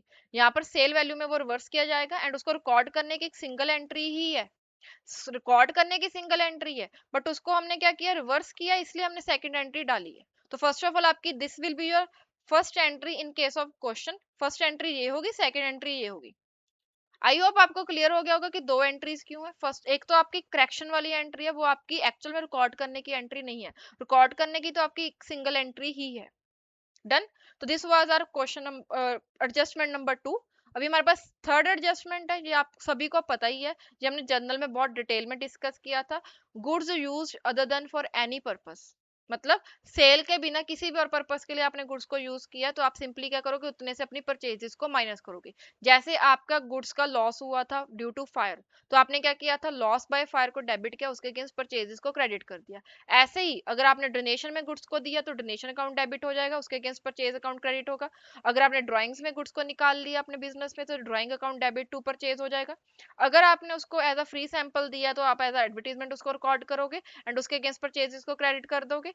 एंड अगर आपने उसको यूज किया फॉर द कंस्ट्रक्शन, तो आपके बिल्डिंग और मशीनरी, जिस एसेट को लिए आपने उस पर्टिकुलर मटेरियल को यूज किया है, उसकी कॉस्ट का पार्ट बन जाएगा, इसलिए आप उस एसेट में उसको ऐड कर दोगे एंड परचेजेस को क्रेडिट कर दोगे। एंड अगर आपने उसको मेंटेनेंस के लिए यूज किया तो repair and maintenance account debit हो जाएगा, टू परचेज हो जाएगा। ये तो वेरी बेसिक पॉइंट था जो हमने ऑलरेडी जर्नल वाले टॉपिक में डिस्कस किया था कि अगर आप अपनी परचेजेस को, जो गुड्स को आपने परचेज किया है फॉर द सेल पर्पस, उसको अगर आप किसी भी पर्पस के लिए यूज करते हो तो आप उतने से अपनी परचेजेस को माइनस कर दोगे एंड जिस पर्पस के लिए आपने उसको यूज किया उस अकाउंट में आप उसको डेबिट कर दोगे। डन। लास्टली अभी हमारे पास टॉपिक आता है, this is the last point, special adjustment का ये लास्ट पॉइंट है, that is the commission paid on profit. यहाँ पर कमीशन का क्या कंसेप्ट है, बेसिकली क्या है, जिस पर्सन को आपने एज अ मैनेजर रखा है, मोस्टली मैनेजर के केस में होता है कि आप उसको कमीशन देते हो जितना भी वो प्रॉफिट जनरेट करके लाता है, बिकॉज मैनेजर ही है जो आपके बिजनेस को मैनेज करे, तो उसको एक तरह से एक परसेंटेज दी जाती है टोटल प्रॉफिट का, कि आप जितना प्रॉफिट जनरेट करोगे उतना मैं उसके ऊपर आपको एक पर्टिकुलर परसेंटेज जो है एज अ प्रॉफिट दूंगा, ठीक है, एज अ कमीशन दूंगा। तो यहाँ पर आपके पास ना जो कमीशन की कैलकुलेशन है वो दो केसेस में हो सकती है। एक तो उन्होंने बोला हो सकता है कि कमीशन जो पे किया है that is before charging commission है, and secondly after charging commission है। अगर बिफोर वाला केस है तो उसमें तो आपने डायरेक्टली जितना आपके पास प्रॉफिट आया है उसके ऊपर आप रेट सिंपली चार्ज कर दोगे। एंड जो आफ्टर वाला केस है उस केस में आपने क्या करना था, rate plus rate, 100 plus rate करना होता है। इसका कंसेप्ट समझो। लेट्स सपोज आपके पास प्रॉफिट जो आया बिफोर चार्जिंग कमीशन, मतलब कि कमीशन की आपकी कैलकुलेशन अभी नहीं हुई है, आपके पास 1 लाख का प्रॉफिट है। आपने अपने मैनेजर को बोला कि मैं आपको 10% प्रॉफिट का दूंगा एज अ कमीशन। बिफोर वाले केस में क्या होगा, आप सिंपली क्या करोगे, 1 लाख रुपीज इसके ऊपर 10 डिवाइडेड बाई 100, बिकॉज 10% है, तो यहाँ पर आपके पास कितना आ जाएगा, डायरेक्टली 10,000। बट अगर आपका आफ्टर वाला केस है, उस केस में आपका बस सिंपली कैलकुलेशन चेंज हो जाएगी, 1 लाख इंटू 10 डिवाइडेड बाई 100 तो आपने करना ही है, बट 100 के साथ 10 प्लस भी कर देना है। तो यहाँ पर आप अगर कैलकुलेशन करोगे तो this will be 1 lakh into 10 divided by 110, this will be 9090 rupees. तो this is a concept of commission, ठीक है। यहाँ पर आपने बेसिकली ये ध्यान रखना है कि आपने बिफोर दिया हुआ है या आफ्टर दिया हुआ है। डन। यहाँ पर आपको सिर्फ फॉर्मूला में वो अमाउंट्स जो है वो डालनी है। एंड उसके बाद आपके पास ये एंट्रीज आ जाएंगी। जनरल एंट्री बहुत सिंपल है, आपने कमीशन आपके लिए एक एक्सपेंस है तो उसको आप डेबिट कर रहे हो, एंड अगर आपने पे कर दिया तो आप बैंक में कर डाल दोगे, अगर अदरवाइज आप क्या करोगे, कमीशन पेबल अकाउंट में उसको रिकॉर्ड करोगे। पेबल अकाउंट आपका लाइबिलिटी साइड चल जाएगा, एंड कमीशन को आप क्या करोगे, पी एंड एल में एज एन एक्सपेंस रिकॉर्ड कर लोगे। पी एंड एल में डेबिट साइड पे आएगा, इसलिए हमने पी एंड एल को डेबिट कर दिया। डन। यहाँ पर इन्होंने सेम वही एग्जाम्पल दी हुई है 1 लाख वाली, तो यहाँ पर हमारा ये जो कंसेप्ट है कमीशन वाला ये भी कंप्लीट हो गया। अभी हमारे पास इस लेक्चर के लिए एक लास्ट इलस्ट्रेशन है, इलस्ट्रेशन नंबर 5। कुछ भी नया नहीं है, जो अभी तक हमने देखा है वही चीजें हैं यहाँ पर। इनफैक्ट ये जो क्वेश्चन है बहुत बहुत ही सिंपल है, यहाँ पर कोई एडजस्टमेंट भी नहीं है। आपके पास एक सिंगल एडजस्टमेंट है, that is the closing inventory की वैल्यू दी गई है, डेट इज 2,70,000। इसके बिना कोई एडजस्टमेंट भी नहीं है। तो यहाँ पर उन्होंने क्या बोला कि आपने क्लोजिंग एंट्रीज डालनी है, trading and P and L account बनाना है। यहाँ पर ना एक चीज मैं आपको एग्जाम के लिए बता रही हूँ, आपको क्वेश्चन में जैसे सीक्वेंस में क्वेश्चन पूछा गया है वही सीक्वेंस में आपने आंसर सॉल्व करना है। जैसे यहाँ पर आपको क्या बोला गया है, फर्स्ट ऑफ ऑल प्रिपेयर करना है क्लोजिंग एंट्री को, उसके बाद आपने trading and P and L account बनाना है। तो आपका जो क्वेश्चन का सीक्वेंस होगा, आपका जो सॉल्यूशन का सीक्वेंस होगा, उसमें आप कैसे भी उसको कर सकते हो। आप थोड़ी सी स्पेस छोड़ के trading and P and L account को भी पहले बना सकते हो, बट आपका जो सीक्वेंस होगा वो यही होगा कि फर्स्ट पार्ट में आप क्या करोगे, जनरल एंट्रीज डालोगे, एंड सेकंड पार्ट में आप अपना अकाउंट बनाओगे। जैसे एक पहले इलस्ट्रेशन आई थी उसमें उन्होंने क्या बोला था कि आपने पी एंड एल अकाउंट बनाना है, एंड उसके बाद आपने अपनी क्लोजिंग एंट्रीज डालनी है। तो वहां पर पी एंड एल अकाउंट पहले बनाया गया था, क्लोजिंग एंट्रीज बाद में डाली गई थी। बट यहाँ पर क्लोजिंग एंट्रीज पहले डालने के लिए बोला गया था। बट आपको अगर कंफ्यूजन रहती है कि क्लोजिंग एंट्रीज में मुझे पी एंड एल के बेसिस पर ही आती है, तो आप क्या करो, आप थोड़ी सी स्पेस छोड़कर उसके बाद ही अपना अकाउंट बनाना स्टार्ट करना। मीन्स आपका जो एग्जाम में सोल्यूशन जाएगा एग्जामिनर के पास वो उसी सीक्वेंस में होना चाहिए जिस सीक्वेंस में क्वेश्चन पूछा गया है। डन। अभी हमारे पास यहाँ पर क्या है, यहाँ पर हमें दिया गया है ट्रायल बैलेंस, एंड हमें एक एडजस्टमेंट दी गई है, that is the closing stock वाली। यहाँ पर देखो सबसे पहले आपके पास कैपिटल अकाउंट है, this is a part of the balance sheet, तो इसको हम P and L and trading account में ट्रीट नहीं करेंगे। इन्वेंट्री का ओपनिंग बैलेंस है, ट्रेडिंग अकाउंट हमारा ओपनिंग इन्वेंट्री से स्टार्ट होता है, तो 2 लाख हमारा क्या हो जाएगा, डेबिट साइड पर आ जाएगा ट्रेडिंग अकाउंट के। यहाँ पर हम इसको क्रॉस चेक कर लेते हैं साथ के साथ। इन्वेंट्री का जो ओपनिंग बैलेंस है that is 2 lakh, that is the opening inventory, ठीक है। उसके बाद सेकंड थर्ड पॉइंट हमारे पास है cash in hand, this is again balance sheet item, तो इसको हम बैलेंस शीट में ही डालेंगे। Then machinery account again balance sheet item. तो उसके बाद हमें परचेजेस दी गई है 18,20,000 की, इसको हम रिकॉर्ड करेंगे 18,20,000। तो यहाँ पर हमारे पास आ जाएगा परचेजेस 18,20,000। डन। देन उसके बाद हमारे पास है next amount that is a wages. Wages again trading account का पार्ट होते हैं, 10 लाख रुपीज हमारी वेजेस जो है वो ट्रेडिंग अकाउंट में जाएंगी 10 लाख से। डन। देन उसके बाद हमारे पास आता है next point, then is salary account, discount allowed. ये दोनों क्या है, हमारे एक्सपेंसेस है। डिस्काउंट रिसीव्ड जो है वो हमारी इनकम है, तो इसको हम क्या करेंगे, क्रेडिट साइड पे लिखेंगे, इसको हम दोनों को क्या करेंगे, पी एंड एल में डेबिट कर देंगे। देन ऑफिस एक्सपेंसेस अगेन हमारे डेबिट हो जाएंगे बिकॉज एक्सपेंस है। सेल्स को हम क्या करेंगे, ट्रेडिंग अकाउंट में क्रेडिट कर देंगे, ठीक है। उसके बाद सम ऑन बाय द, मतलब कि ट्रेड रिसीवेबल्स जो है ये हमारे बैलेंस शीट का पार्ट है, यहाँ पर नहीं आएगा। ट्रेड पेबल भी हमारी बैलेंस शीट का पार्ट है, this is again ignored here, ठीक है। तो यहाँ पर हमने क्या करना है, सारे के एक्सपेंसेस, सारे के सारे एक्सपेंसेस, सारी की सारी इनकम्स को रिकॉर्ड करना है। तो आपके पास सेल है, क्लोजिंग स्टॉक आपको एडजस्टमेंट में दिया गया, वहां से रिकॉर्ड कर लिया, तो आपके पास क्या आ गया, जीपी आ गया, जिसको आपने ट्रांसफर क्या करना है, पी एंड एल में ट्रांसफर करना है। तो यहाँ पर आपके पी एंड एल में ओपनिंग बैलेंस कितना आ जाएगा, जो आपका जीपी आया था ट्रेडिंग अकाउंट में, उसके बाद आपके पास डिस्काउंट रिसीव्ड का एक अकाउंट था, सैलरी अकाउंट था, डिस्काउंट अलाउड था, ऑफिस एक्सपेंसेस थे, उसके बाद आपके पास क्या आ गया, क्लोजिंग वैल्यू में नेट प्रॉफिट आ गया, that is transfer to capital account. तो आपने जब एग्जाम में क्वेश्चन सॉल्व करना है ना, आपने एग्जैक्टली यही वर्डिंग्स लिखनी है ताकि आप एग्जामिनर को आप शो कर सको कि मुझे इस चीज की नॉलेज है, कि जीपी को आपने क्या करना है, ट्रांसफर करना है पी&एल अकाउंट में, एंड जब आपने नेट प्रॉफिट लिखना है या नेट लॉस लिखना है, आपने लिखना है नेट प्रॉफिट और net loss transfer to the capital account. Done. तो this was your P and L account. इसके बाद इसके बेसिस पर उन्होंने क्या किया, यहाँ पर क्लोजिंग एंट्रीज आई, सबसे पहले ट्रेडिंग अकाउंट की क्लोजिंग एंट्रीज डाल दी, यहाँ पर ट्रेडिंग अकाउंट में जो जो चीजें डेबिट की थी उसको डेबिट कर दिया, जो जो चीजें क्रेडिट की थी उसको अपने ट्रेडिंग अकाउंट में क्रेडिट कर दिया। डन। उसके बाद ट्रेडिंग अकाउंट का प्रॉफिट निकाला, जिसको आपने क्या किया, पी&एल में ट्रांसफर कर दिया। तो पी&एल की सारी डेबिट एंट्रीज, पी&एल की सारी क्रेडिट एंट्रीज, उसके बाद आपने क्या किया, पी&एल के बैलेंस को आपने कैपिटल में ट्रांसफर किया, तो उसकी एंट्री आ गई। तो जो आपने trading and profit and loss account में किया है वही चीज यहाँ पर उन्होंने जनरल एंट्रीज के थ्रू सॉल्व की है। बस आपको एग्जाम में अगर trading and profit and loss account banana easy लगता है तो आप पहले अकाउंट बना लेना, बट जस्ट दैट के अगर आपको क्वेश्चन में स्टार्टिंग में उन्होंने क्लोजिंग एंट्रीज पूछा है तो आप उतनी स्पेस छोड़कर ही अपना अकाउंट बनाना। डन। अभी यहाँ पर ये तो था हमारा लेक्चर नंबर 35। इसमें हमारा अभी तक हमने क्या किया है, हमने अपना ट्रेडिंग अकाउंट भी अच्छे से देख लिया, हमने अपना पी&एल अकाउंट भी अच्छे से देख लिया, उसके बिना हमने बहुत सारी एडजस्टमेंट्स को भी डिस्कस कर लिया जो मोस्टली एग्जाम में आती हैं फ्रॉम दिस चैप्टर, बिकॉज यही एडजस्टमेंट्स हैं जो आपको ध्यान में रखती हैं जब भी आपने क्वेश्चन को सॉल्व करना है। एंड आई थिंक आपको बहुत ही डिटेल में ये चीजें समझ भी लग गई होंगी कि कौन सी एडजस्टमेंट को कैसे ट्रीट करना है।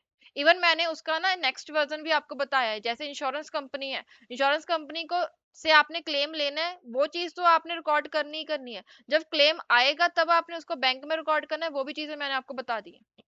इसके बाद भी अगर आपको कोई डाउट रहता है then you can freely comment in the comment section, ठीक है।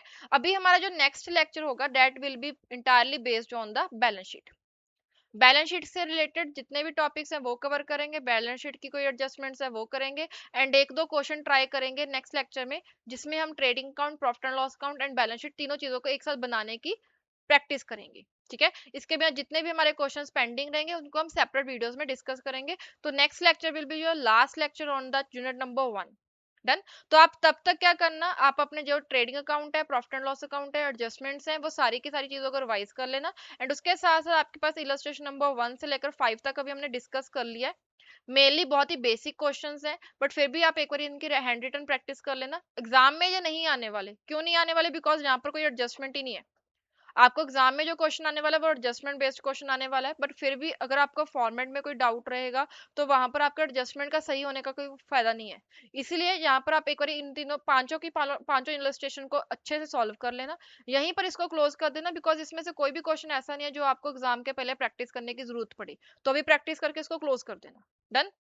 तो that's it for this video, but before we go, जहां पर ना आपको एक इन्फॉर्मेशन देनी है, आप हमारे टेलीग्राम चैनल को ज्वाइन कर सकते हो फॉर लेटेस्ट अपडेट्स के लिए।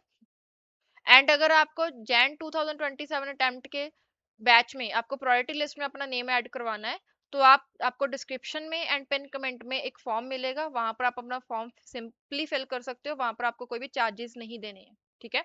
That's it for this video. I hope आपको क्लियर हो गया होगा। अगर कोई डाउट है तो please comment in the comment section, but please keep practicing, keep revising. Thank you so much.